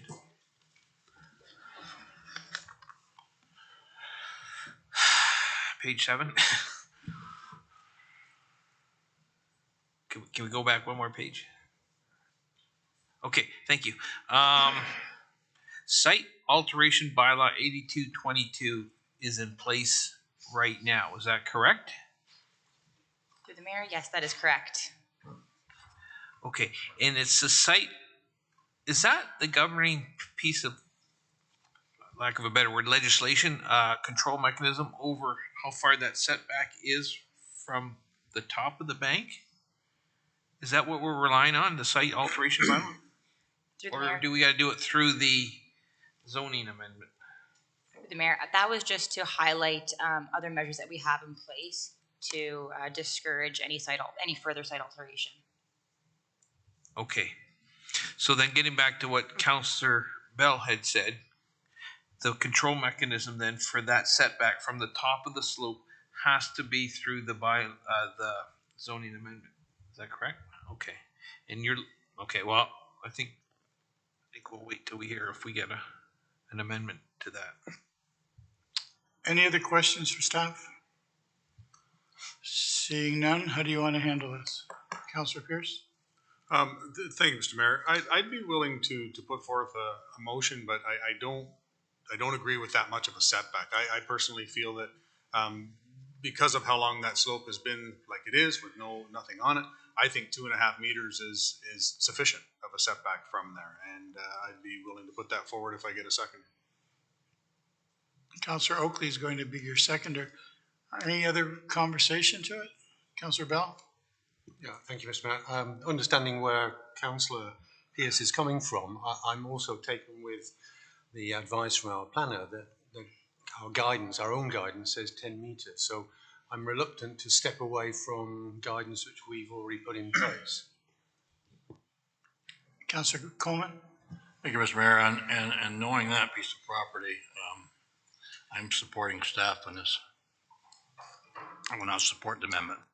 Any other questions? Just a point of clarification, I'm not quite sure I understood what Councillor Coleman was ultimately saying. He said he's supporting staff, which they said, so 10 metres? But then you said you were supporting the amendment. Oh, not, sorry, I apologise. Yeah. Any other questions? Okay, and realizing that it's only here for zoning, we're not here to talk about anything else other than zoning. That's what it's in front of us for. So really, it doesn't make much difference to the vote what it is right now. It's just a matter of getting it zoned properly. And the man who put up the argument last time has talked to me today and said that he's fine with everything and his concerns have been met. So, and he's fine with the zoning change, and his property meets that property at the back. So I don't know that there's anything else to say other than we should call the vote. All those in favor? Oh, Councillor House? We're voting on the amendment first. Yes. Pierce's. Right, and then we're gonna vote on the. Okay. Yes. All those. Councillor Miller. The get so excited. I was going to say if it fails, then I think there will be another amendment coming forward. If it fails. So we don't actually have a recommendation from staff on the floor yet. So why don't we move that onto the floor? Then we can vote on Pierce's. Okay. So because we've agreed to support staff word for word, we better get the staff report on the floor before we can support it. So I need someone to put it on the floor. Councillor Coleman. Second, Councillor Pierce. Now it's on the floor. Now we can vote to support it. It's on the floor. It's been seconded.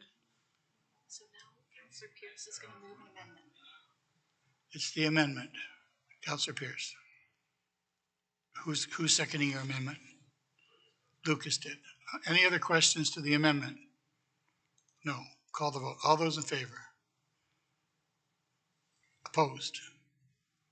Defeated. Now, Councillor Miller. Do you want to try something else?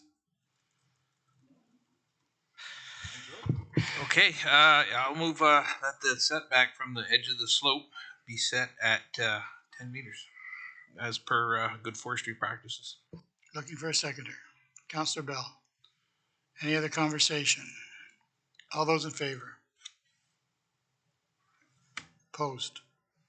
Carried. That was tricky. 9.3, the physician recruitment. Adam's here. Councillor Bell, you're going to put it on the floor? Yeah, this is a long piece of prologue, so bear with me. This is RPT 710-22 physician recruitment, moved by myself, seconded by Councillor Pearce.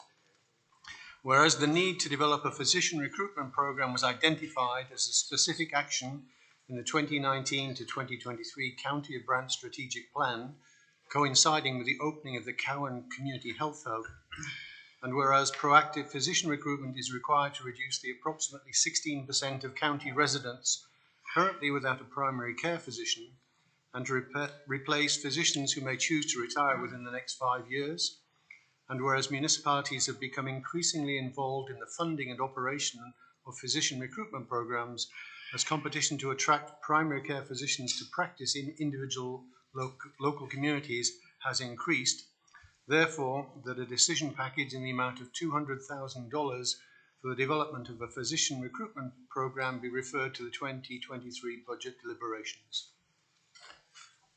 Thank you. Brooke is also on Zoom here for any questions, and Adam's here. Are there any questions? Councillor Bell. Yeah, thank you, Mr. Mayor. Through you to Brooke and to Adam. I read in the newspaper, I think a week or two ago, about the success of the physician recruitment program in Brantford. What can we learn and can we be as successful as they've been? They've recruited 13 physicians in the last 5 years, if the report is to be believed. Through your worship, I believe one of the successes of that program is that it's an active recruitment program. I think what we've been very passive. We've been relying on the family health team. So to actually have an active recruitment program with a dedicated recruiter who can show physicians the beauty of the county of Brant, frankly, bring them here and show them what it would be like to live and practice here, is the success that we would bring through this program. Thank you. Any other questions? Councillor Kyle? Thank you, Mr. Mayor. Through you to Adam and to Brooke. Just wondering, I'm definitely supportive of this type of program as one of the residents of the county that does not have a county physician. So I'm just wondering, you've proposed $200,000. Is that enough to do what it is you want to do? I know there's other municipalities that also offer incentive to physicians. So just curious as to whether that's a consideration as well. Certainly, through you, Mr. Chair, and I'll let Brooke jump in at the end here. She developed the budget, but we believe that $200,000 is a good initial assessment. Should we need further funding, or the program need further funding in 2024 and ongoing, then this is something we would bring back to council for further consideration. But perhaps I'll let Brooke just jump in and she can explain a little bit of how the budget for this, the $200,000 was developed. Sure. So through his worship to Councillor Kyle, thank you for the question.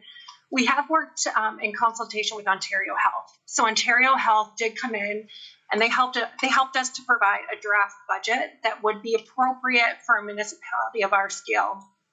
So what we did was we took that draft budget. It was actually developed a little over a year ago. So recognizing there's been inflation, there's been inflationary costs associated with everything. We wanted to make sure we had a healthy budget, recognizing the critical need that we have. So we did increase the budget by 20%.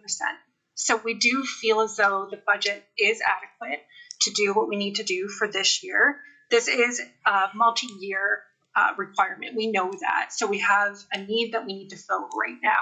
We recognize that we need to recruit about 4 to 5 physicians in the short term, 3 of which we hope to dedicate towards the health hub, dedicate to work within the health hub.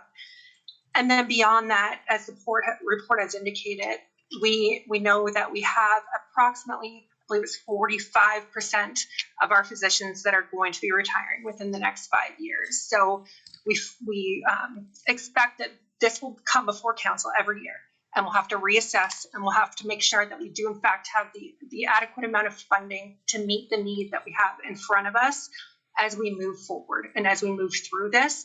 So we do feel as though the $200,000 is the right number for this year.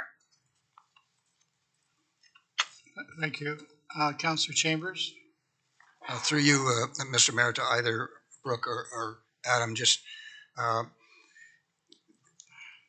is this one of those things that can benefit by a regional, and by regional I mean City of Brantford, Oxford County, this kind of stuff? Because my family doctor's in Norwich, my wife's family doctor's in Brantford, and I don't mind going to Norwich, and I don't mind going to Brantford because it's closer than going to Paris.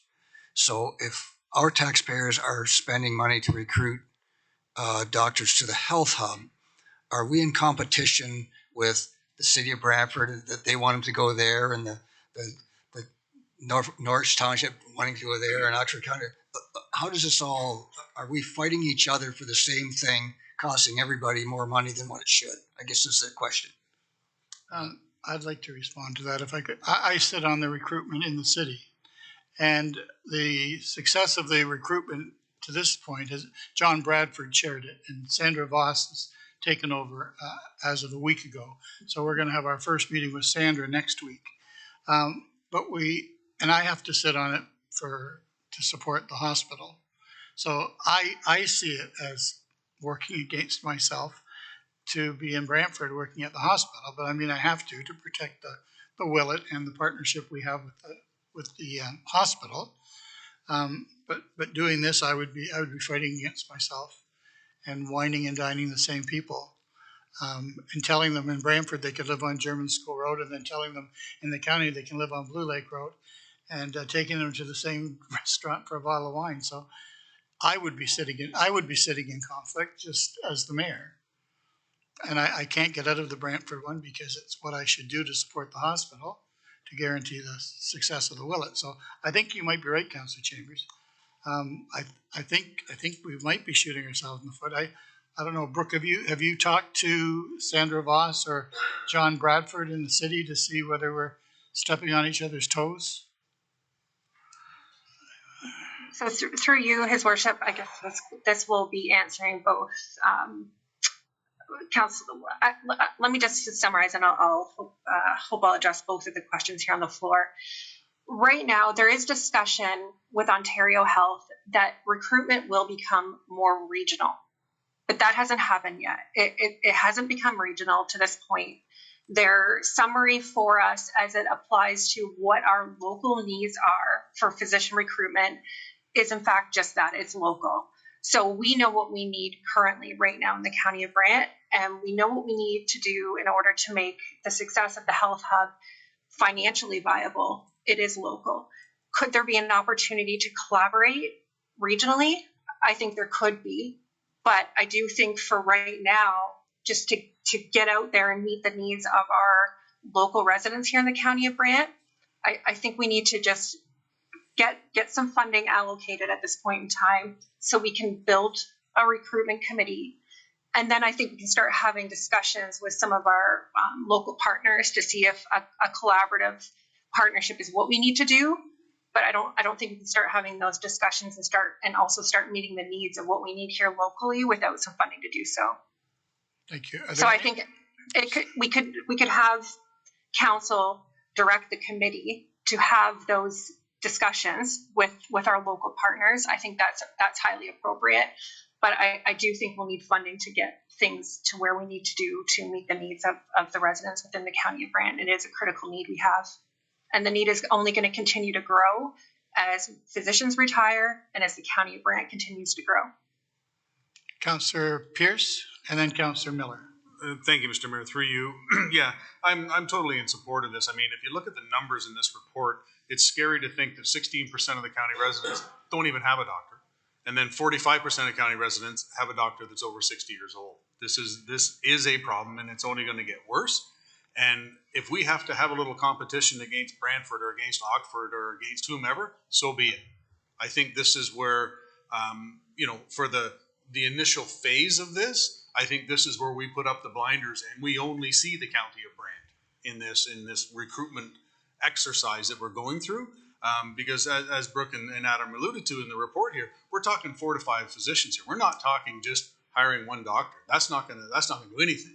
We're talking 4 to 5 here, and I think obviously, as been stated around the table here, with other municipalities doing the same thing, we're not the only ones in this situation. So I mean, if we don't, fight tooth and nail to get the best we can into the county, shame on us. And if it's going to take this to do it, and we have to put up some blinders for a while, I am in 100% support of that. Councillor Miller. Well, I think we all know it's going to be a tough budget. Social services set the pace for that with their 30% increase. I'm loath to spend money for physician recruitments if we poach them from Brantford, if we poach them from Ayr, if we poach them from Woodstock, if we poach them from Simcoe. Most people don't even know what municipality they live in half the time. I could support spending the money if there was an overall plan of not doing things like that. And I don't know if we put that in the motion or we bring it forward at budget time, but I would like to see a plan to spend the money, not just here's 200,000.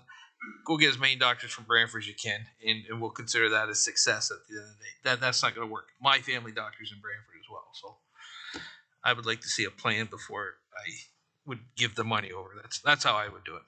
We're going to hear from Mr. Lee, and then we're going to hear from Mr. Bell. If I could, through the mayor, to Councillor Miller, again, this recommendation is simply, again, it's referring this on to the budget process. So this decision package is going to compete with every other one that's in front of the budget committee at the time. So certainly in terms of that information around what that program might look like, we can further flesh out those details for consideration at that time. Okay, through you, Mr. Mayor. Yeah, I appreciate that, Daryl, and more details would be most welcome. Thank you. Thank you. Councillor Bell. Yeah, thank you, Mr. Mayor. I've got two comments I'd like to make. One is in respect of a question that Councillor Kyle asked, and that is when we built the Community Health Hub, we built it with growing the number of doctors in mind. So we've got the facilities there already.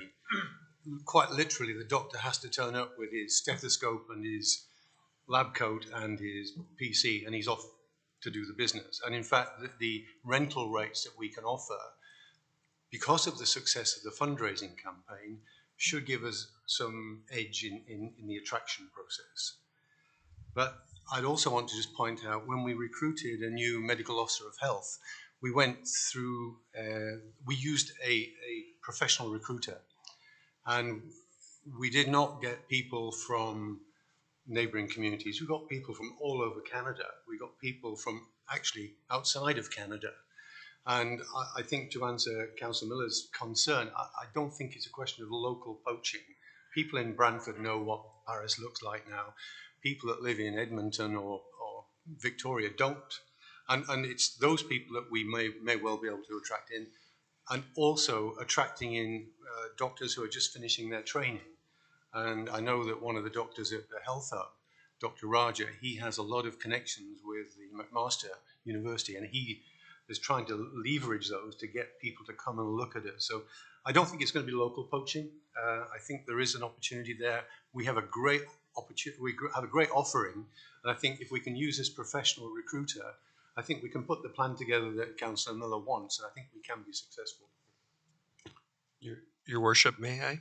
Yeah, Adam. Sorry. Yeah, I think a couple of things that I want to conclude with. One is from the statistics we received from the family healthcare team, or the family health team.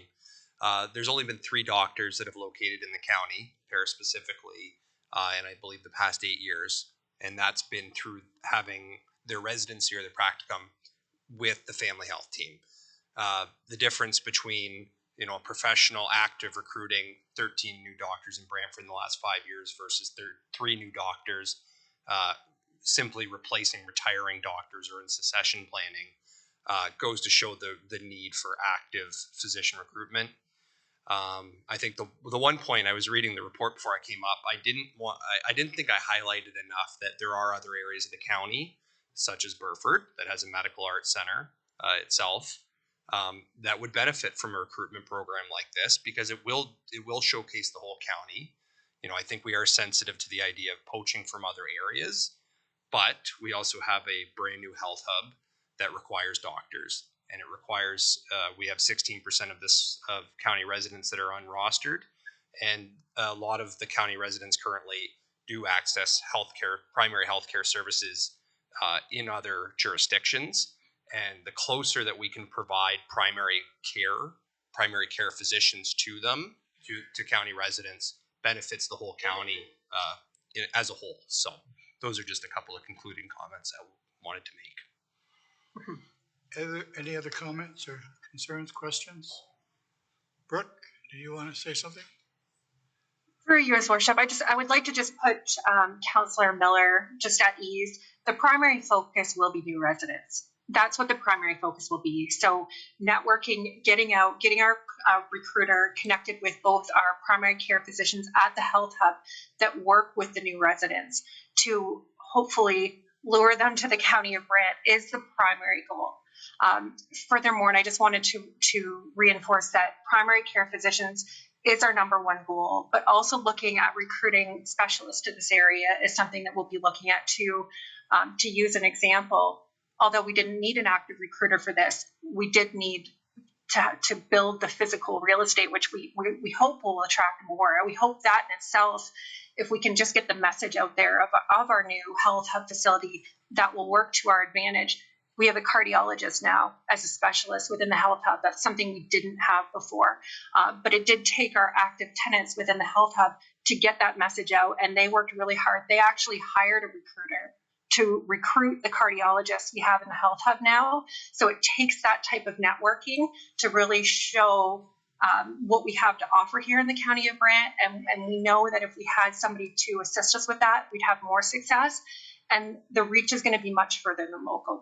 We really have no intention of going to our local neighbors and trying to take doctors from them, because quite frankly, once a doctor sets up, they don't typically leave unless they have a real reason to move to another community. They're not looking to, it takes a while to build that roster of your patients. So once you have an established roster of patients, typically they're there for the bulk of their career to practice. And that's why getting into the schools and looking to attract new residents will be the primary goal. Are there any other questions, concerns? Everyone feels confident to vote? All those in favor? Opposed? Carried. 9.4. Good old Bill 23.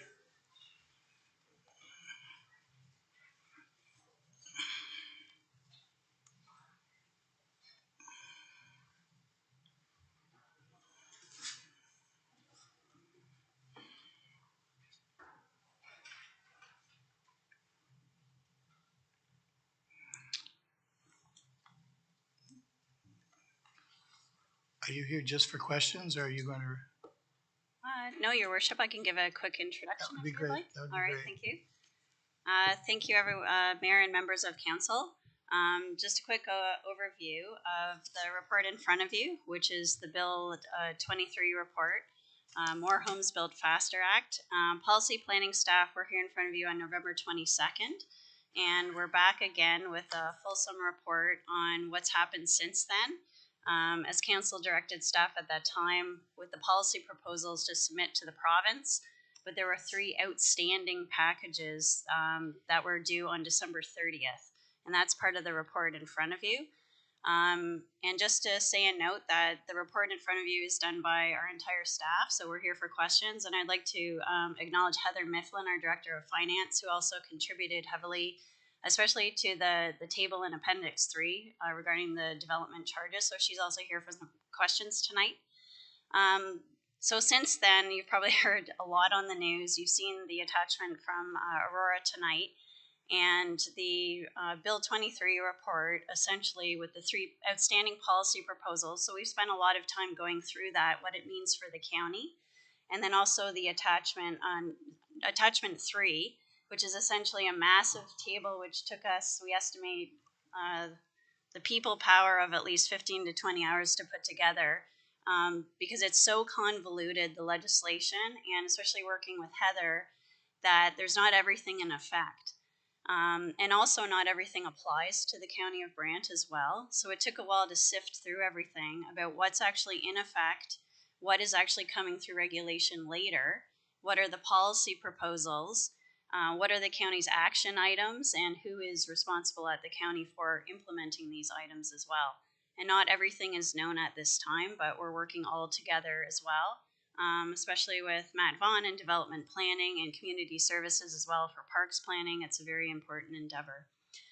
So the report in front of you tonight, it's quite lengthy. We just have a summary report, and Michelle's also online for any environmental related questions, because there were the 2 policy proposals as well relating to natural heritage and natural hazards as well. So we are here for any questions you have, and we'd be happy to take them. Before we begin, is there any indication that things are again fluid? Are they on the verge of taking anything back, or is anything not sitting well with the province, or are they getting shaky on anything? Through you, Your Worship. So what's happening? The actual legislation had passed in record speed. I don't think we've ever seen anything like that in our careers. But what I understand, though, and we're checking the environmental registry every day, and we actually saw a bunch of decisions that were made already last night. They are actually related to Bill 109, because everything's getting intertwined. So some of those policy proposals from Bill 109 back in the spring, when we came to you, like the missing middle proposal, the rural lands proposal, and then also some of the other outstanding proposals, they actually got decisions last night. One of the other ones, I think Brandon also mentioned before with November 22nd, is they also extended some of the proposals as well to December 9th, because they were getting a lot of feedback about heritage development charges as well through the standing committee. But what's going on is municipalities and a lot of people are protesting. We're waiting for actually the policy proposals to close, and we think there might be some changes they'll make after Christmas. Are there any questions for staff? Councillor Howes and then Councillor Bell. Thank you, Mr. Mayor. Through you to Jen and probably Heather. One of my biggest concerns with Bill 23 continues to relate to the development charges and the fact that it's the province's definition of affordable housing. It isn't really driving the type of housing that our community needs. And so my concern is up until a few months ago, up until now, if a developer built a dwelling in the county of Brant, depending on what type, they would pay a development charge of, I think it's around $40,000. And which is much different than the Toronto examples. The province continuously quotes the Toronto examples where development charges are $100,000, and that's killing affordable housing. So our development charges are around 40 grand for a typical dwelling. But and for the benefit of people who are not going to read all of this, respectfully, Heather, is it correct, and Heather and Jen, is it correct that 6 months from now, if a developer builds a house that would normally sell for $1 million and they sell it for $800,000, that would technically qualify as affordable housing under the province's definition, and then therefore we would get how much of that $40,000 would we get in that scenario to go towards paying for the costs of infrastructure and things that are normally paid for by development charges? Sorry, I don't believe it, like if it's considered affordable housing, so that they're paying 80% of the market rate as determined by the province, because the province is going to set out a bulletin to determine what is market. So then if it is truly fits into that scenario, then they are exempt from DC. So no DCs are paid by the developer. They have to be paid either through the levy or through user fees. And that has to be, now there has to be an agreement in place with the builder or owner of the property, and that has to be maintained at that market rate. So sale after sale for 25 years. If that fails to happen, then we can charge the DC whenever it goes back and they're paying full market. But So follow up, Mr. Mayor.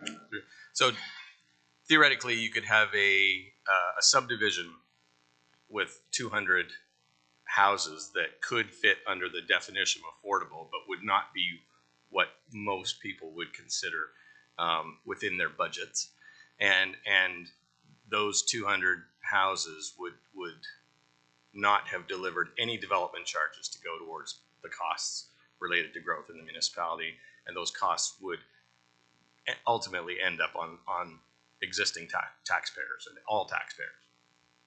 Yeah. Through you, Mr. Mayor, that could happen. Like, but again, you're saying our DCs are $40,000.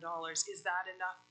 That enough of a savings to be an incentive? I don't. Right. Yeah. Okay, I just wanted to get that messaging out there. And at the appropriate time, Mr. Mayor, when we get a little further into this, I'd like to suggest an amendment to the motion. Thanks. Yeah, thank you, Mr. Mayor. Through you, I think it's probably going to be to Jen. I'm troubled by the difference in the definition of affordable housing between provincial government and municipal government. So when we sit around the social services table, our definition of affordable housing is 30% of gross income, not to be spent on, or to be spent on housing, whereas the provincial definition is, I think, 80% of market value. And so we have a fundamental bust here that, and I don't know how we give that message back to provincial government, that there's a whole chunk of housing that is not being addressed by this Bill 23 or any other bill as far as I can see. And I don't know how we feed that back. I didn't see that in the commentary in here, unless I missed it, unless it was written in planning ease and I missed it. But if you could just talk to that, please, Jen. Sure. Through the mayor to Councillor Bell, I'll actually get Jessica to come up because she commented a lot on the affordability section. So I'll get Jessica to come up.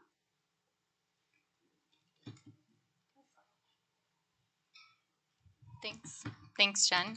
And through you, your worship, to Councillor Bell. So that is correct. There are proposed changes through Bill 23 to the defined term as we understand it currently through provincial legislation for affordable housing. So that is correct the way that you had explained it, in that currently it is based on household income relative to expenditure on housing. And what they're proposing to do is base it on market rate. So that will change considerably the way that affordable housing is addressed and the way that affordable housing is considered in the future. So what we've put forward in our comments back to the province specifically in terms of that definition is that they reconsider the way that that is being addressed through Bill 23 and through the also changes that they're proposing to make to the PPS and the growth plan, because those definitions are both components of both of those documents at this time. They remain the same in both, but as they continue to go through that legislation, make changes to both the PPS and the growth plan, we have asked that they reconsider it and base it on income. Thank you. To follow up, if I may, Mr. Mayor, it's related.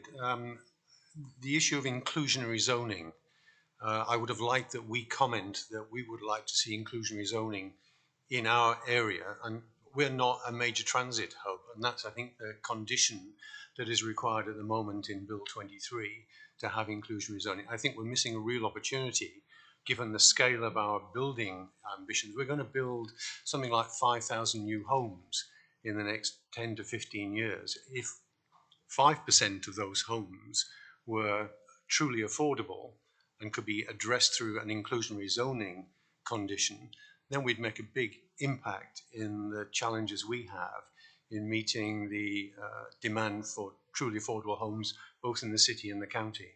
Can we make that change? Through you, Your Worship, to Councillor Bell. So that is a great comment. You are correct.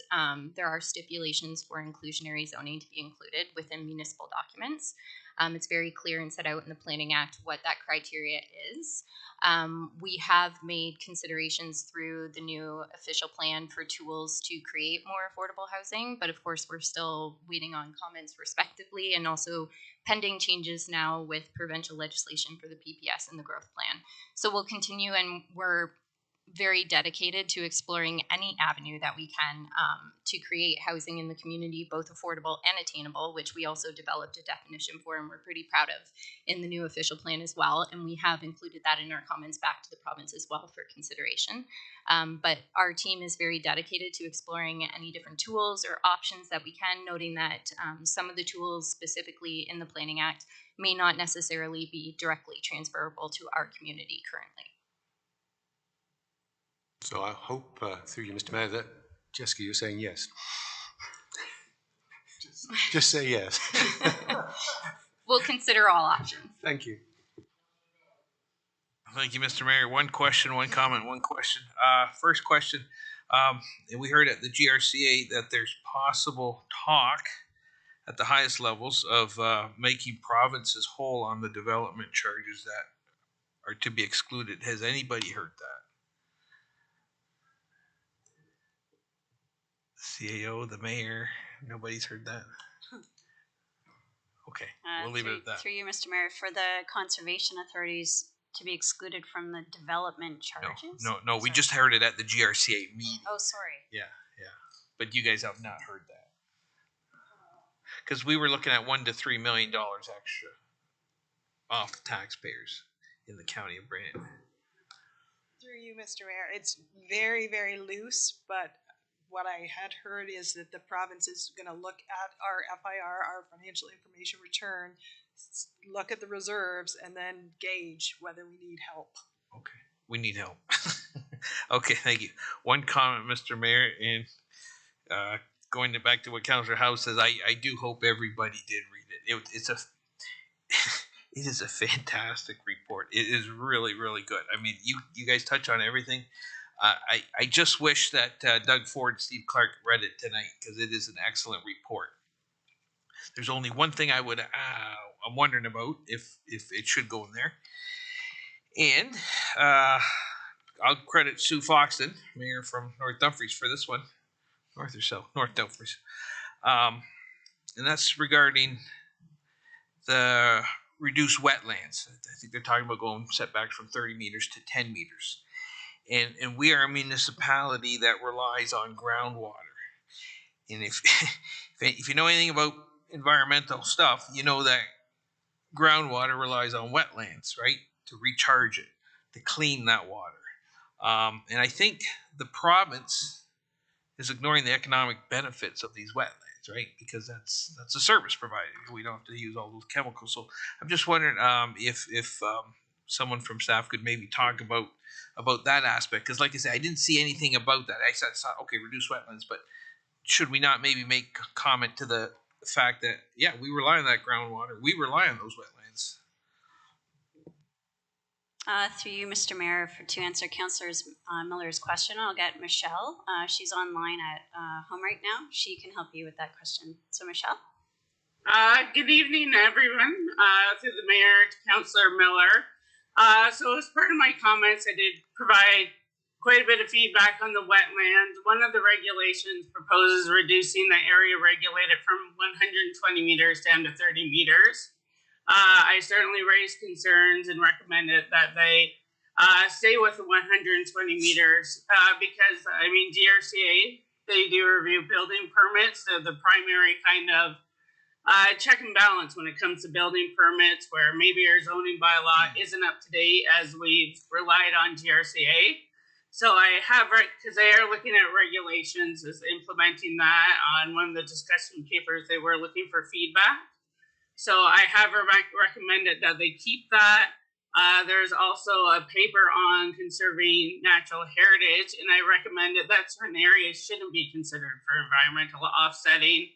And that includes provincially significant wetlands and other wetlands, as they are important for the environment. and perhaps that we should look at more creative solutions and stronger policies and looking to redevelop. So there is quite a bit of recommendations and support for protecting wetlands. I didn't look at the economical, but more of the environmental aspect on that. Okay, just yeah. I mean, like I said, I think they're important to municipalities such as our own that relies on groundwater. They're not nice to have; they are required. So, but we'll see what happens. Thank you. Thank you, Mr. Mayor. Quick comment and then a question. Yeah, about the report, like it's almost overwhelming the amount of information that's in there. So kudos to the work that was done on that. And some of it, to be frank, is very scary, but it's reality, and we understand that, and hopefully everybody does have a chance to read it. My question is, we're not the only ones in this situation. This is hitting every municipality in Ontario, which I'm going to use the analogy of this and COVID. COVID affected everybody. Now, if I'm just talking Ontario, this is affecting everybody. I know you guys talk to other municipalities on a regular basis and stuff like that. Is there anything that we're able to glean from somebody else rather than reinventing the wheel?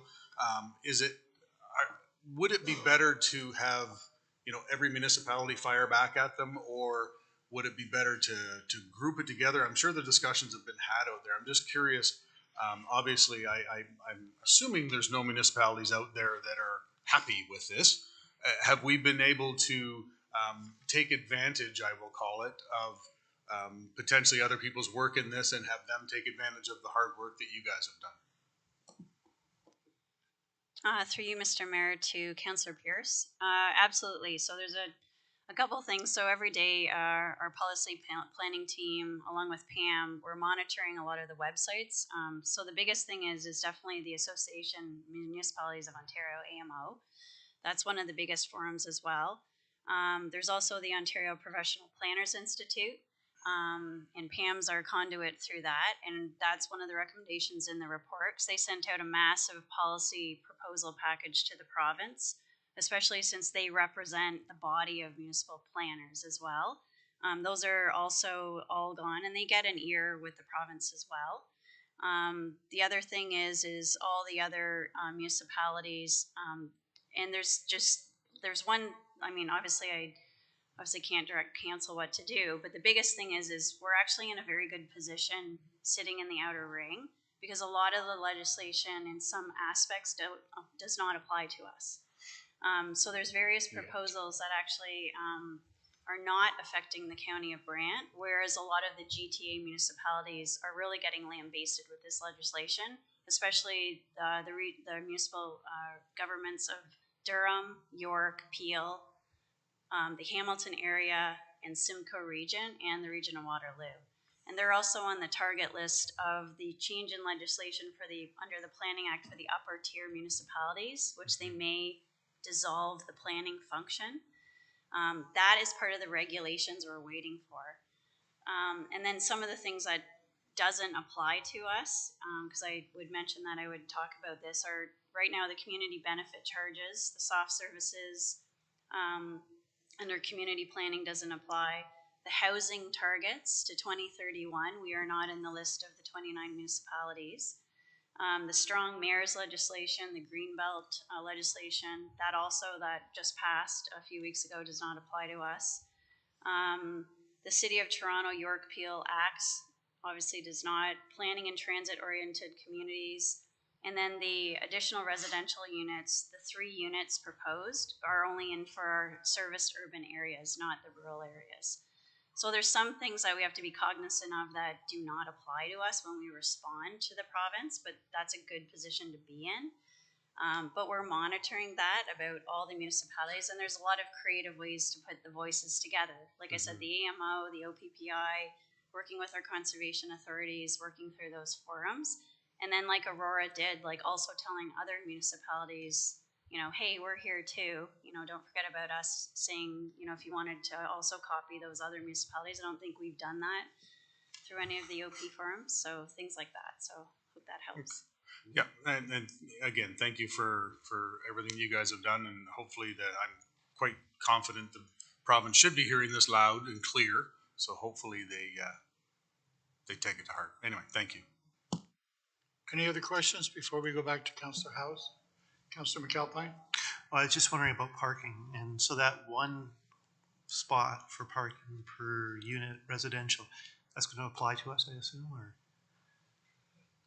Through Mr. Mayor to Councillor McAlpine, I think Brandon's the perfect person to answer that question. Yeah. Mr. Parking.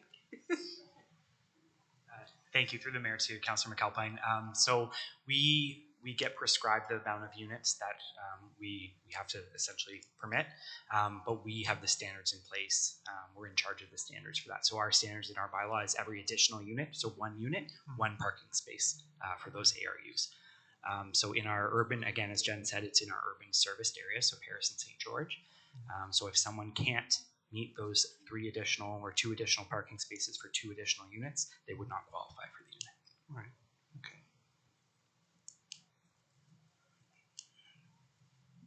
Do a follow-up, Councillor McAlpine? No. Okay. Any other questions?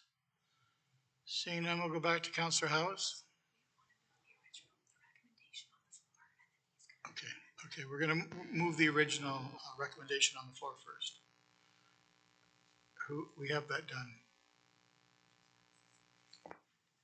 Councillor House, and looking for a seconder. Councillor McAlpine. All those in favor? Wait. Now it's mine. Oh, can't we vote on this first? Oh, okay, sorry. You go first. Thank you, Mr. Mayor. With all of that discussion in mind, I would like to move an amendment that council directs staff to add a 6th element to this recommendation. That is to translate this report into a resident-facing communication that specifically identifies the impact to the taxpayers in the county of Brant of Bill 23, and that it goes also to our budget meeting whereby a detail of the summary of the impact of Bill 23 actually shows up in our budget report, and maybe even as a line on our budget. But and if I get a seconder that I can speak to it briefly, just to take. Councillor Pierce is your seconder. And how do you want to get it to the people? Right. So I think Alicia's has an example that we can show. I use the city of Mississauga as one of the most direct communication examples regarding Bill 23. This is the city of Mississauga's website. And if you scroll down a little bit, it gets very specific in their communication to their residents. And the city of Mississauga went so far as to mail a postcard to every taxpayer with this information in bullet form. I'm not suggesting we do that, but we have a great communications team, and I think there's an opportunity to create a public-facing communication through social media and other methods that they're all good at. So I'm hoping the council will support this amendment to the other motion. Okay, so it's on the floor. It has a seconder. Any other comments to the amendment? Councillor Bell? Yes, thank you, Mr. Mayor. Through you to probably Heather, I think.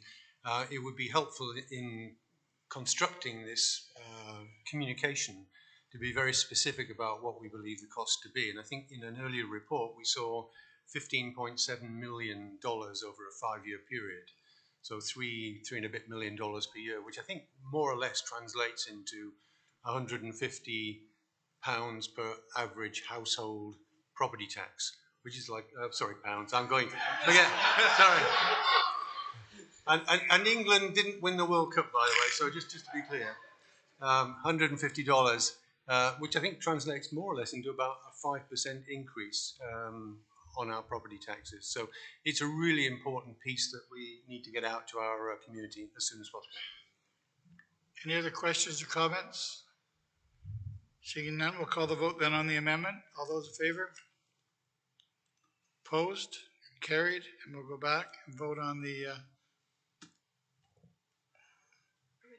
original as amended. All those in favor? Opposed? Boy, I'd like to take another break. No, I'm not. I'm kidding. I'm kidding. Just nudge me. Number 10, communications. 10.1, Councillor Coleman, you have this. It's a resignation. Thank you, Mr. Mayor. Moved by myself, second by Councillor Bell, that the resignation of Tyler Pelton from the Brantford Area Sports Hall of Fame Induction Committee be received, and that staff be instructed to go for recruitment to find a county appointee for the committee, and that the clerk be instructed to inform the city of Brantford of the resignation. Yeah, wasn't what he thought it was.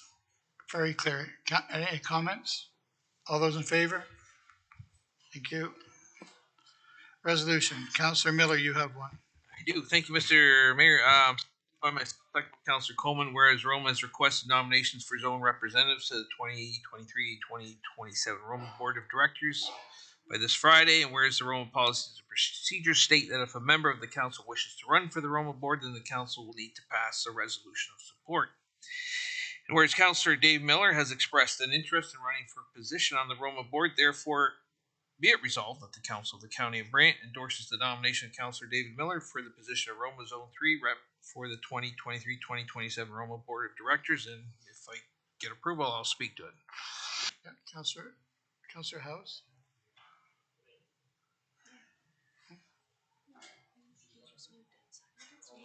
Did he get a second? You got a seconder? I'm sorry. You can speak to it.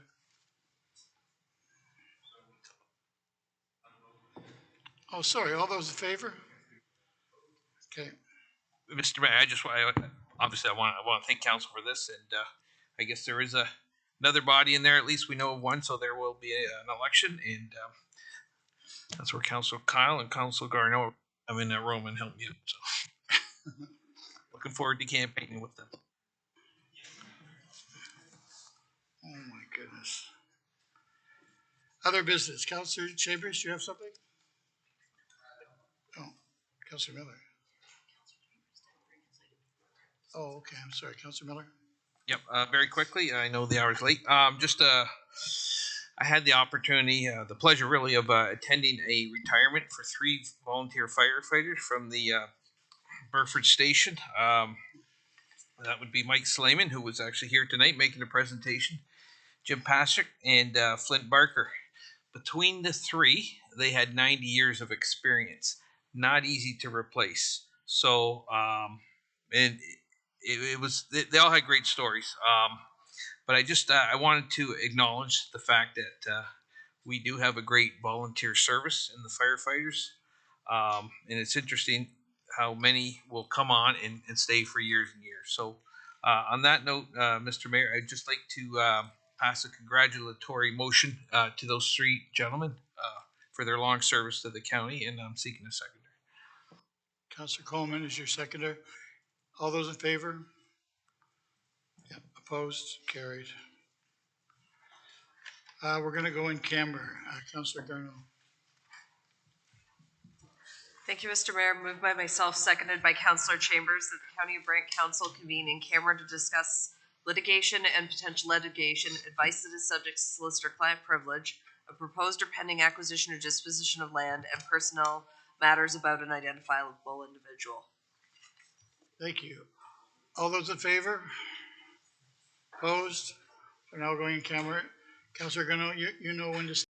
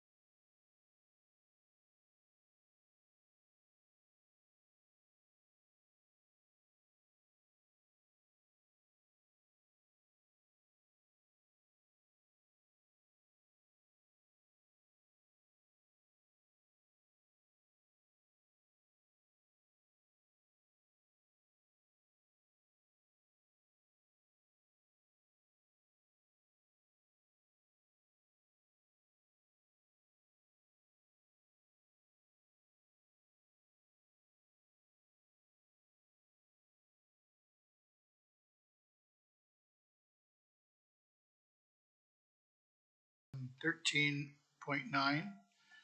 We have 1 and 2. Councillor Oakley has it. Moved by myself, and I suppose I need a seconder? I would suppose so, yeah. Councillor McAlpine. Councillor McAlpine, that recommendation, number 1 and 2 from the Administration Operations Confidential In-Camera Report be approved. All those in favor? Opposed? Carried. Councillor Howes, you have the second one. Thank you, Mr. Mayor. Moved by myself and seconded by Councillor Pierce. The report RPT 722-22, review of development approvals process implementation 2017 to 2018 and development services department resources be received, and that an additional planner position, and a supervisor of development planning and a site plan agreement coordinator be approved with immediate effect, and that a review of the two-step approval process be undertaken for staff to report back to council in 2 cycles. Any questions, concerns? All those in favor? Opposed? Carried. Thank you. Going on to number 14, bylaws. Councillor Kyle, you have that. Thanks, Mr. Mayor. So moved by myself, seconded by Councillor Bell, that bylaws 120 to 123, 125 to 128, 130 to 133, and 136 to 137 be now read a third time, passed, signed, and executed. Are there any bylaws to be pulled, Madam Clerk? Through you, Your Worship, yes. So there are 2 bylaws which have been pulled from the general reading because Councillor Garneau has declared a conflict, and in bylaw 135. I believe 134 and 135 have been pulled because they were referred back to committee. Thank you. So first, Councillor Miller? Did Councillor Kyle said first reading? She said third reading, but she meant first reading. Yes. It says third reading on my paper. Oh. There should be 3 papers there altogether. Sorry, guys. That's okay. That's okay. You're new. Hey, no. We just shuffled all the papers and they all look the same. Yes, first reading. My bad. Thank you. All those in favor? Carried. Second reading, please. Moved by myself and seconded by Councillor Bell that bylaws 120 to 123, 125 to 128, 133 to 130 to 133, and 136 to 137 now be read a second time, and all preambles and clauses be adopted. Are there any questions? All those in favor, second reading? Opposed? Carried. Third reading, please. Moved by myself, seconded by Councillor Bell, that bylaws 120 to 123, 125 to 128, 130 to 133, and 136 to 137 be now read a third time, passed, signed, and executed. All those in favor of the third reading? Opposed? Carried. Wow. Brings us to number 15 on the agenda, which is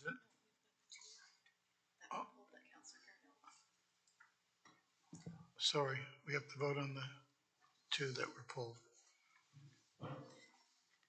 Okay, so moved by myself, seconded by Councillor Bell, that bylaws 124 and 129 be now read a first time. All those in favor? Opposed? Carried. Second time, please. Moved by myself, seconded by Councillor Bell, that bylaws 124 and 129 be now read a second time and all preambles and clauses be adopted. Thank you. Are there any questions of the second reading? Seeing none, we'll call the vote. All those in favor? Opposed? And we'll ask for the third and final reading, please. Moved by myself, seconded by Councillor Bell, that bylaws 124 and 129 be now read a third time, passed, signed, and executed. All those in favor of the third reading? Opposed? Carried. Now we're done.